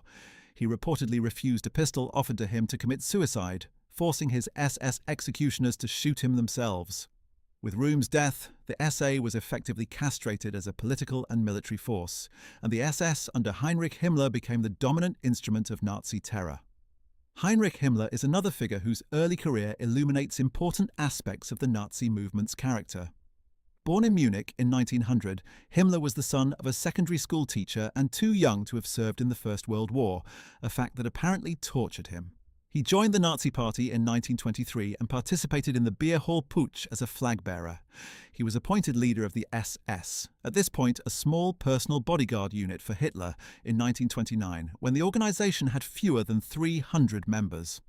Over the following years, Himmler built the SS from this tiny beginning into the most powerful and feared organization in Nazi Germany. A state within the state that controlled the concentration camps, the political police, the intelligence services, and eventually much of the occupied territories of Europe. Himmler was peculiarly suited to this role because he combined bureaucratic efficiency with ideological fanaticism in a way that made him an extraordinarily effective administrator of terror. He believed passionately in the racial mysticism of Nazism, in the idea that the SS was the elite of a biologically superior German Aryan race, and he cultivated this ideology with all the seriousness of a true believer. The specific geography of Nazi electoral support is worth examining in detail. because it reveals important things about which social forces were driving the Nazi rise and which were resisting it. The Nazis were not uniformly successful across all regions of Germany. Their strongest support came from Protestant rural areas in northern and eastern Germany, regions like Schleswig-Holstein, Pomerania, and East Prussia, where farming communities had been hit hard by the agricultural depression that had preceded the broader Great Depression, where there was a strong tradition of nationalist politics, and where the Lutheran Protestant churches provided a cultural framework that proved more susceptible to Nazi penetration than Catholicism. In these areas, the Nazi vote could reach 60, 70, or even 80% of the electorate by July 1932. By contrast, the Catholic Rhineland and Bavaria remained more resistant. The Catholic Centre Party held most of its vote in these regions, even as the Nazi tide rose elsewhere. The industrial working-class cities of the Ruhr, Hamburg and Berlin were also areas of relatively greater resistance, where the SPD and KPD maintained their hold on the proletarian vote, even if the overall left-wing share was being squeezed. This geographic pattern tells us something important. It was not simply poverty or economic anxiety that drove Nazi voting, because the Catholic Ruhr was poor too. It was a specific combination of economic anxiety with Protestant nationalism and the particular traditions and social networks of the communities in which people were embedded. The Church, whether Catholic or Protestant, was a crucial mediating institution, and the Catholic Church's ability to maintain its flock's political allegiance in the face of the Nazi onslaught was one of the few genuine political successes of the Weimar period. The role of young people in the Nazi electoral coalition is also worthy of detailed attention. Germany in the early 1930s had an unusually large cohort of young voters, the so-called war youth generation, men who had been born between roughly 1900 and 1910, and who had spent their formative adolescent years during the First World War and the turbulent early Weimar period. These young people had grown up in a world of disruption and crisis, had been educated with nationalist values, and had entered the labour market at the worst possible time, just as the Depression was hitting. They had never known the stability and prosperity of the pre-war German Empire, which their parents romanticized, but they had absorbed its nationalist values. The Nazi movement, with its emphasis on youth, energy, action and national renewal, spoke directly to this generation in a way that the established parties, which were led by men old enough to have shaped the republic they were trying to defend, could not. The women's vote is another dimension of Nazi electoral success that has received increasing scholarly attention. For a long time, it was assumed that women were more resistant to Nazi voting than men, and there is some evidence that in the early elections of the Nazi period, this was indeed the case. Women tended to be somewhat more likely to vote for the Catholic Centre Party or for conservative parties that emphasized traditional values and stability. But by 1932, the gender gap in voting behavior had narrowed significantly, and large numbers of German women were voting for the NSDAP. The Nazi message to women was carefully crafted. On one hand, it emphasized the traditional role of women as mothers and homemakers. The Kinder, Küche, Kirche, or children, kitchen, church formula that was the Nazi ideal for German womanhood. On the other hand, it offered women who accepted this framework a kind of dignity and national importance. They were the bearers and nurturers of the Aryan race, the foundation of national renewal, honoured and respected in their essential role. For women who had been economically devastated by the Depression and were looking for stability and security rather than careers and independence, this message had genuine appeal, even if the reality of Nazi policy toward women would prove deeply restrictive and ultimately dehumanizing. The Nazi Party also benefited from the fragmentation of the German party system in ways that are important to understand. The Weimar Republic had a large number of political parties competing for votes, a natural consequence of its system of proportional representation, which allowed parties to win Reichstag seats with relatively small vote shares. In the late Weimar period, this fragmentation was particularly pronounced on the right side of the political spectrum, where the traditional conservative parties, the German National People's Party of Hugenberg and the German People's Party, had lost large portions of their support to the Nazis. The Nazis were essentially vacuuming up the fragmented right-wing vote and consolidating it behind a single, powerful movement. They were also making inroads into the vote of special interest parties, the farmers' parties, the middle-class business parties, and other small organizations that had represented narrow economic interests during the relative stability of the mid-1920s. As the political crisis deepened and the stakes rose, voters fled from these small parties to the larger movements that seemed to offer more decisive solutions, and more often than not, they fled to the Nazis rather than to the Social Democrats or the other established parties. The role of the media ecosystem in the late Weimar Republic deserves further exploration, because it helps explain how Nazi propaganda achieved the penetration it did. Germany in 1930 had one of the highest newspaper readership rates in the world. Most major cities had multiple daily newspapers representing different political orientations, and the political press was intensely partisan. The Nazi Party's own newspaper network was extensive, but the Nazis also benefited from the coverage, even sometimes the hostile coverage, of the mainstream press because any coverage increased name recognition and drew attention to their message. The German radio system, which was state-controlled and technically required to maintain political neutrality, became increasingly difficult to keep neutral as the political crisis deepened. After the Nazis came to power, Goebbels would transform German radio into the single most effective propaganda instrument of the 20th century, but even before 1933, the Nazis were learning to use radio broadcasting for political effect.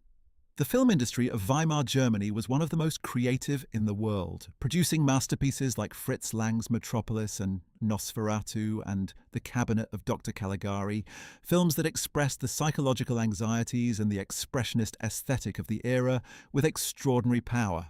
The Nazis despised much of Weimar cinema as decadent and Jewish-influenced, but they were also learning from it. Leni Riefenstahl, who would go on to make Triumph of the Will and Olympia, two of the most technically accomplished propaganda films ever made, was developing her aesthetic and technical approach during the early 1930s.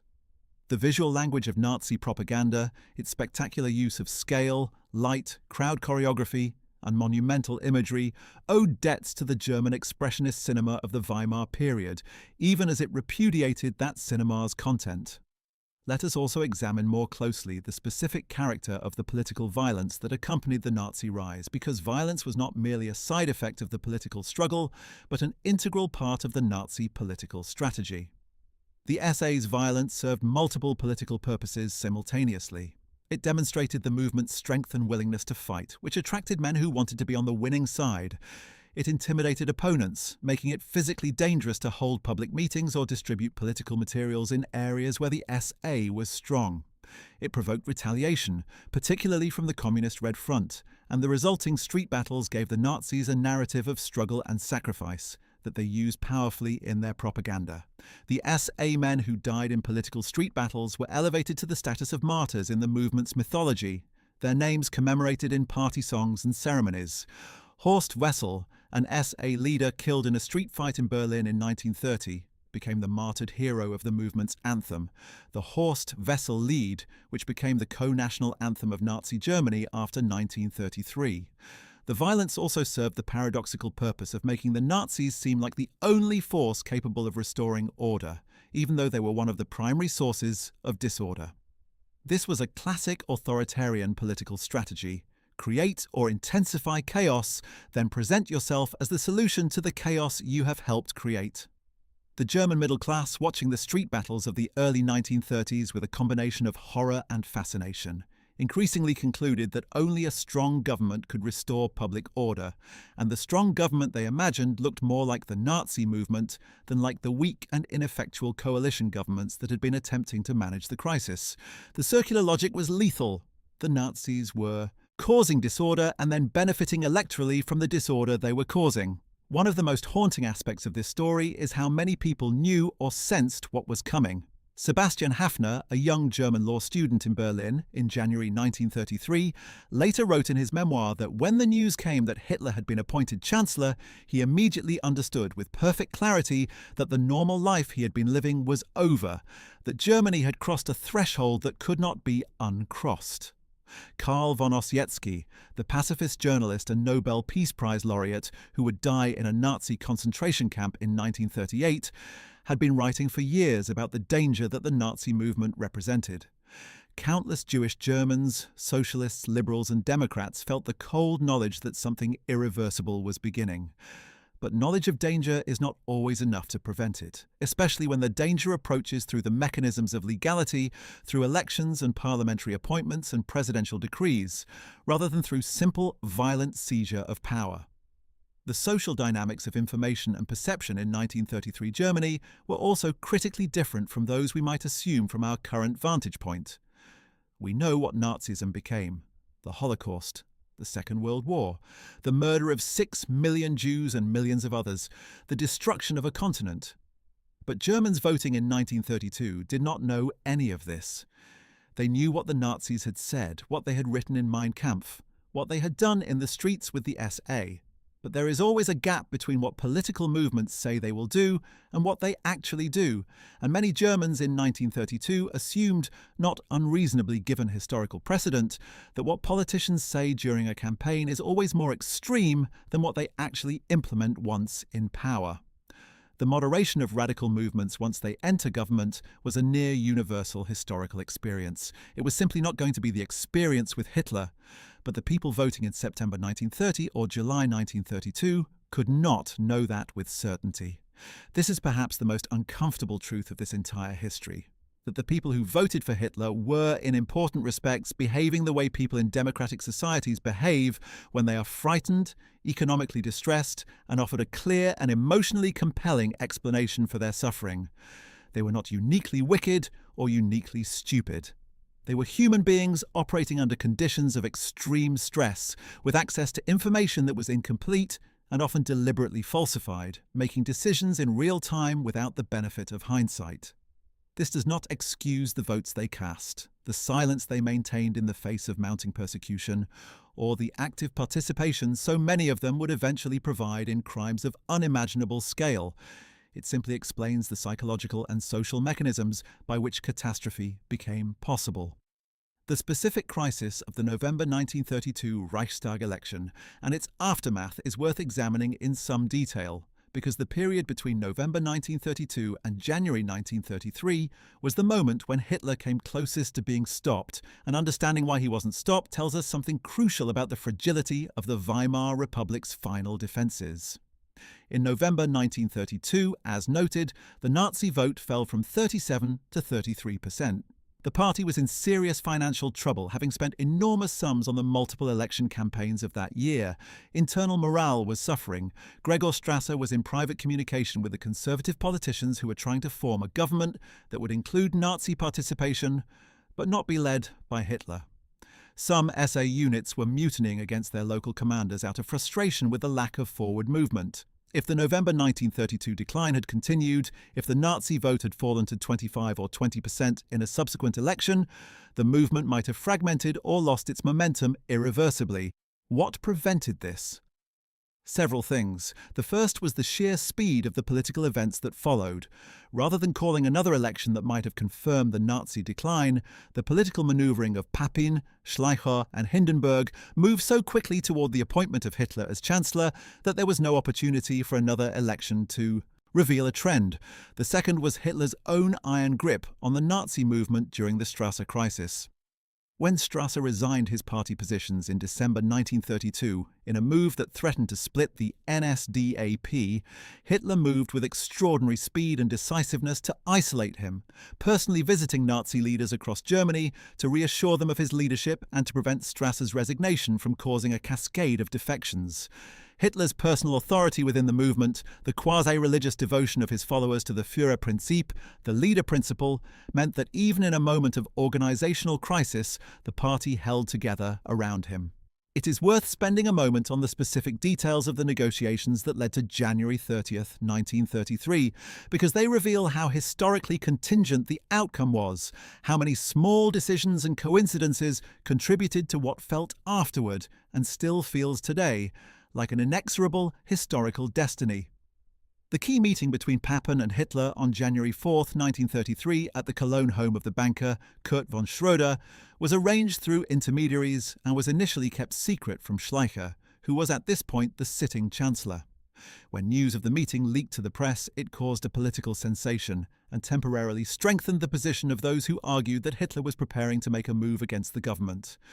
But rather than fatally discrediting Papen and Hitler, the leak simply accelerated the pace of events. Papen pressed his case with Hindenburg more urgently, arguing that the only way to stabilize German politics was to bring the Nazis into government in a form that the conservatives could control. Oskar von Hindenburg, the president's son, met privately with Hitler at the Ribbentrop Villa in Berlin on January 22, 1933. The content of this meeting has never been fully established, and the most dramatic allegations that Hitler blackmailed Oskar over the land subsidy affair have never been definitively proven. What is clear is that Oskar emerged from the meeting significantly more supportive of the idea of a Hitler chancellorship than he had been before it, and that his influence with his elderly father was used in the days that followed to overcome Hindenburg's lingering resistance. The president's state secretary, Otto Meissner, was also working behind the scenes to smooth the path toward Hitler's appointment, managing the paperwork and the administrative formalities in ways that kept the process moving forward, even when political obstacles arose. On January 28, 1933, Schleicher's government fell. On January 29th, Hindenburg asked Papen to form a new government, and Papen told him that the only workable option was the Hitler chancellorship with conservative participation. That evening, as the politicians made their final arrangements, a false rumour circulated that Schleicher was preparing a military putsch to prevent the appointment of Hitler. The rumour was probably unfounded, but it further panicked the conservative circles around Hindenburg and made them more eager to complete the arrangement quickly. And on the morning of January 30th, 1933, in a brief ceremony in the old Reich Chancellery, Adolf Hitler was sworn in as Chancellor of Germany. Hindenburg shook his hand. Papen beamed. And outside in the streets of Berlin, the SA and the SS prepared to celebrate with a massive torchlight procession through the Brandenburg Gate. That night, as the torchlight procession wound through the center of Berlin, the American journalist William Shirer, who would later write the definitive English-language history of the Third Reich, watched from an upstairs window. He was struck by the emotional intensity of the crowd, the quasi-religious fervor of the marchers, the roar that went up when Hitler appeared on a balcony of the Chancellery. Many years later, he wrote that he had understood in that moment, watching those torch-lit faces, that something had happened that would not easily be undone. In the weeks and months that followed January 30th, 1933, the conservatives who had believed they could control Hitler discovered the nature of their error with shattering speed.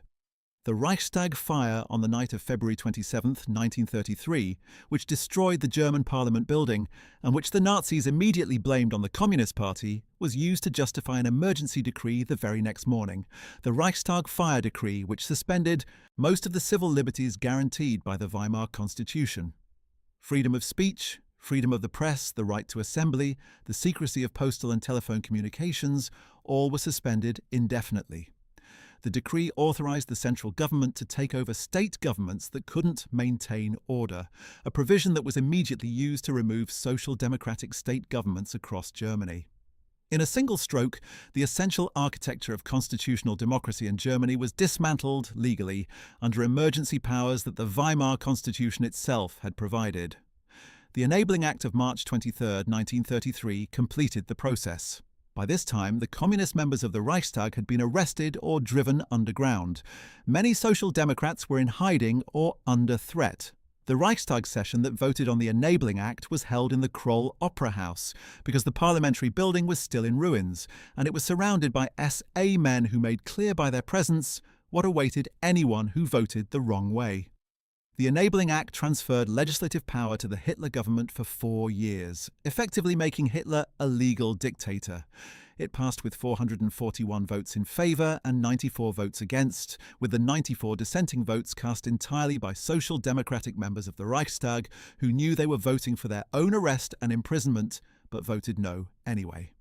Their courage in that moment, surrounded by brown-shirted thugs in the gallery chanting threats, stands as one of the most remarkable acts of moral courage in the political history of the 20th century, and deserves to be remembered alongside the catastrophe it failed to prevent.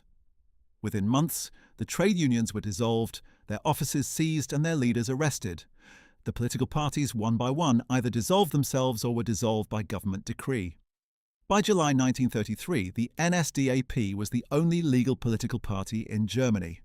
The free press was brought under Nazi control. The courts were gradually transformed into instruments of the party's will, rather than independent institutions of justice. The civil service was purged of Jews and political unreliables under the law for the restoration of the professional civil service. Germany was moving at extraordinary speed from a republic to a totalitarian dictatorship, and the process was accomplished not through a single violent seizure of power, but through a combination of legal mechanisms, emergency decrees, and the progressive intimidation and elimination of all centers of potential resistance. The speed of this transformation tells us something important about how thoroughly the Weimar Republic had already been undermined by January 1933. A society with genuinely robust democratic institutions, a military loyal to constitutional government, a judiciary committed to the rule of law, and a civil society willing and able to resist authoritarian encroachment would not have fallen as quickly as Germany fell. But Germany in January 1933 was not that society. 15 years of crisis heaped upon crisis, had so thoroughly eroded the institutional and cultural foundations of the Republic that when the final blow came, there was very little left to protect against it.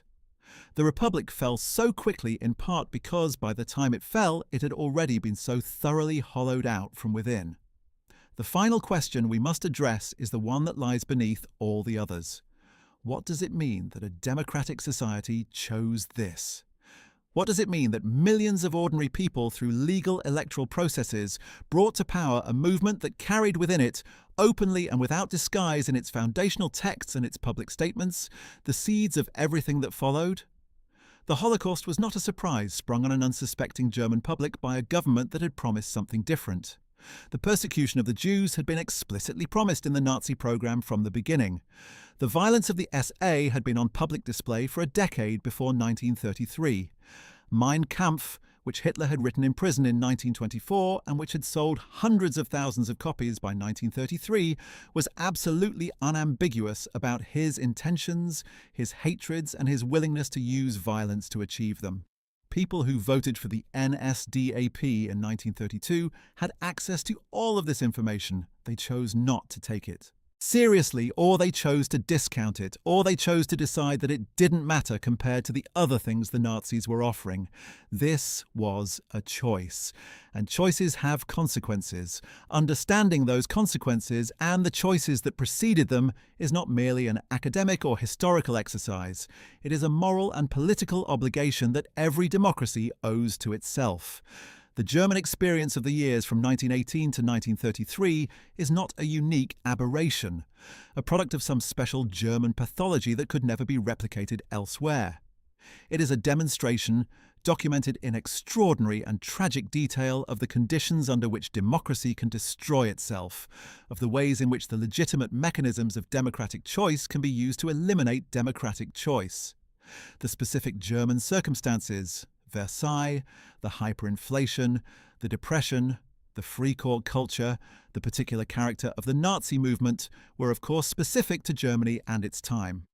But the general mechanisms at work, the politics of fear and humiliation, the appeal of strong leadership in times of crisis, the vulnerability of democratic institutions to organized extremism, the failure of elites to take existential threats seriously until it is too late, these are not German phenomena. They are human phenomena, and they are, consequently, phenomena that can appear wherever and whenever the conditions for them are present. This is the ultimate answer to the question this video set out to ask. What really made Germany vote for Hitler?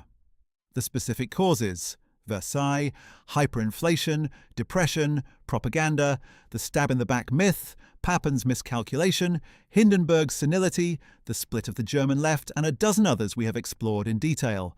But the underlying cause was something more fundamental and more universal: the fragility of democratic civilization when subjected to sustained pressure, the ease with which ordinary human beings can be led by fear and pain, and the politics of identity to make choices they might not make in calmer times, and the catastrophic consequences that can follow from a relatively small number of decisions made by a relatively small number of people at critical moments in history. That fragility, that ease, and those consequences are the real lessons of 1918 to 1933. They were not confined to Germany then, and they are not confined to history now. The German road to Hitler was not a single road and not a straight one. It was a web of paths that converged: the path of national humiliation at Versailles, the path of economic catastrophe in the hyperinflation and the Depression, the path of democratic weakness and institutional failure in the Weimar Republic, the path of ideological extremism in the Nazi movement itself, the path of political miscalculation and self-interest among the conservative elites who opened the final door. Each of these paths had moments where it might have taken a different direction. The Versailles negotiators might have chosen differently. Ebert's government might have taken a different approach in 1918 and 1919. The Federal Reserve might have expanded rather than contracted the money supply in 1929. Brüning might have chosen stimulus rather than austerity. Hindenburg might have refused Papin's advice in January 1933. Any of these different choices might have produced a different outcome. But they didn't, and the result of all these roads converging at that particular moment in German history is the most terrible cautionary tale the modern world possesses. From the armistice of November 1918 to the appointment of January 30th, 1933, Germany travelled a distance that seemed at the outset almost impossible to imagine. A nation that had democratic traditions, a remarkable cultural heritage, one of the most educated and literate populations in the world, and genuine aspirations for a better future after the horrors of the First World War, managed in the space of 14 years to vote itself into one of the darkest chapters in the history of civilization. The question this video set out to answer, what really made Germany vote for Hitler, turns out to be not one question but many. And the answer is not one cause, but a constellation of causes that reinforced each other and created something more powerful than any of them alone. The stab-in-the-back myth, the Versailles humiliation, the hyperinflation, the Great Depression, the weakness of democratic institutions, the violence of paramilitary politics, the genius of Nazi propaganda, the miscalculations of conservative elites, and the universal human vulnerability to fear, identity, and the promise of belonging. These were the forces. These were the factors. This was what made Germany vote for Hitler. And understanding them fully and honestly is the best tribute we can pay to the millions who died as a consequence. Well, that is it for today. We hope you found this deep dive into one of history's most important and sobering questions, both informative and thought-provoking. If you enjoyed this video and want to continue exploring the world of World War II history, make sure to check out our other videos on the rise and fall of the Third Reich. And don't forget to like this video. If you learned something new, subscribe to our channel so you never miss a new release. And hit that notification bell to be the first to know when our next video goes live. History has so much more to teach us. See you in the next one. There is one final dimension of this story that deserves attention: what the failure of the Weimar Republic tells us about the design of democratic institutions and the conditions they need to survive. The Weimar Constitution of 1919 was, in many respects, an admirably progressive document. It guaranteed extensive civil liberties, established universal suffrage, including for women, created a strong parliamentary system, and included social rights that were ahead of their time. But it also contained several structural features that proved fatal under conditions of extreme political stress. The system of proportional representation, while democratic in principle, produced a fragmented parliament in which stable majorities were extremely difficult to form, and in which small extremist parties could gain significant representation on the basis of limited popular support. The Article 48 emergency powers, which allowed the President to rule by decree and suspend civil liberties in a state of emergency, were intended as a safety valve for genuine crises, but were used so frequently by the governments of the early 1930s that they essentially normalized executive rule outside parliamentary oversight. And the constitutional provision allowing the President to appoint the Chancellor based on political considerations rather than parliamentary confidence created the mechanism by which Hindenburg was able to appoint Hitler, despite the fact that no parliamentary majority supported a Hitler government. These structural weaknesses were recognized and criticized by constitutional lawyers and political scientists during the Weimar period itself, but they were not the primary cause of the Republic's failure. Democracies with similar or worse structural features have survived comparable economic crises. The Swiss democracy survived the Great Depression without producing a fascist movement of comparable power. The Scandinavian democracies survived. Even France, with its famously unstable parliamentary governments and its significant fascist movement, did not produce a Hitler. What was different about Germany was not primarily the constitution. What was different was the combination of the specific historical weight of Versailles and the hyperinflation and the stab-in-the-back myth, the particular ferocity and organizational effectiveness of the Nazi movement, the catastrophic and perfectly timed arrival of the Depression, and the specific failure of nerve at the critical moment of Hindenburg, Papen, and the conservative establishment. Take away any one of these factors and the outcome might have been different. Take away several of them and it would almost certainly have been different. But they all came together in Germany in those specific years, with those specific people making those specific decisions, and the result was January 30th, 1933. History does not repeat itself exactly.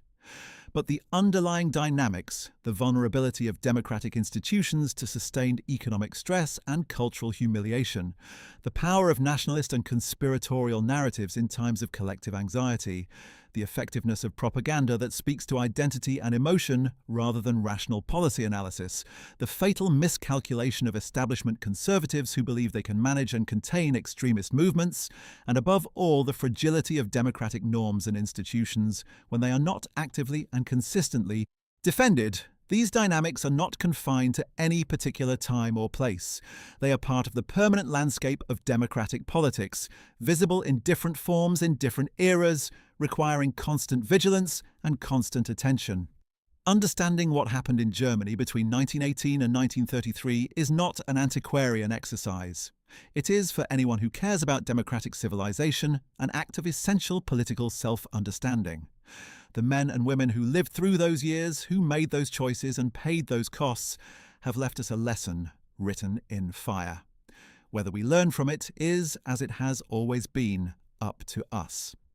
What is particularly striking when one studies the electoral data from the final years of the Weimar Republic in granular detail is the extent to which the Nazi rise was powered by first-time voters and by voters who had previously abstained from the democratic process entirely. In the Reichstag election of September 1930, overall voter turnout rose sharply compared to the 1928 election, and a substantial portion of the Nazi gains came from people who had not voted in 1928, who had apparently decided that the political system was not worth engaging with during the prosperous years, but who were now, in the context of the Depression, suddenly galvanized into political action. The Nazis were uniquely successful at mobilizing these previously disengaged citizens, at convincing people who had given up on politics that this time there was something genuinely worth voting for, or rather against. This pattern should give any democracy pause. It suggests that a movement of sufficient energy, with a sufficiently powerful emotional message, can activate segments of the population that have been invisible to conventional political analysis. People who do not answer polls, who do not write letters to their representatives, who seem politically inert, right up until the moment they are not. The economic specifics of Nazi promises deserve one final look, because they were central to the electoral appeal and yet also deeply contradictory in ways that reveal something important about the nature of demagogic politics. The NSDAP's economic program, formally articulated in its 25 points of 1920 and elaborated in various subsequent statements, was a hodgepodge of nationalist economics, anti-capitalist rhetoric, protectionism, anti-Semitic conspiracy theory, and genuinely populist promises that contradicted each other at multiple points. The party promised to end reparations, which had genuine popular support. It promised to break the bondage of interest slavery, a phrase that referred to the supposed Jewish domination of international finance, and that meant radically different things to different audiences. It promised work for all Germans, which in the context of 6 million unemployed was enormously powerful as a slogan, even though the actual mechanisms by which this work was to be provided were left conveniently vague. It promised to protect the Mittelstand, the middle class, from the predatory capitalism of large department stores and Jewish merchants, appealing directly to the small shopkeepers and artisans who felt squeezed between big business above them and organized labor below. What made these promises effective was not their economic coherence, but their emotional resonance. People in desperate circumstances do not primarily evaluate political promises on the basis of their technical feasibility. They evaluate them on the basis of whether the person making the promises seems to understand their pain and share their values. Hitler communicated with extraordinary force and apparent sincerity that he understood the humiliation and suffering of ordinary Germans and that he was committed without reservation to ending it. Whether his specific prescriptions were economically rational was almost beside the point. After years of watching economists and politicians and central bankers explain why nothing could be done, here was a man who said things could be done and he would do them. The appeal was emotional and quasi-religious, and it reached people who had given up on rational political discourse entirely. This is perhaps the deepest lesson of the entire German story. Democratic politics depends on a shared commitment to rational deliberation, to the idea that complex problems should be addressed through complex policies, developed and debated by people with relevant expertise, within institutions, that balance different interests and perspectives. When that shared commitment breaks down, when enough people decide that rational deliberation has failed them and that what is needed is a leader who feels rather than thinks, who acts rather than deliberates, who stands above the system rather than within it, then democracy becomes vulnerable to precisely the kind of movement that the Nazi Party represented. The breakdown of that commitment in Germany was not sudden. It was the product of 15 years of accumulated disillusionment, 15 years in which the Weimar Republic repeatedly failed to deliver the security, dignity, and prosperity that its citizens needed and that they had every right to expect. By the time the final crisis came, the emotional soil of Germany had been so thoroughly prepared by suffering and disappointment that the Nazi seed found purchase everywhere it fell. These are sobering thoughts, and they are meant to be. History at its most useful is not merely the recounting of what happened. It is the illumination of how it happened, why it happened, and what it means for us today. The story of 1918 to 1933 in Germany is the most important case study in the history of democratic failure, and it is one that no citizen of a democratic society can afford to be ignorant of. We owe that much, at the very least, to the 60 million dead of the war that followed,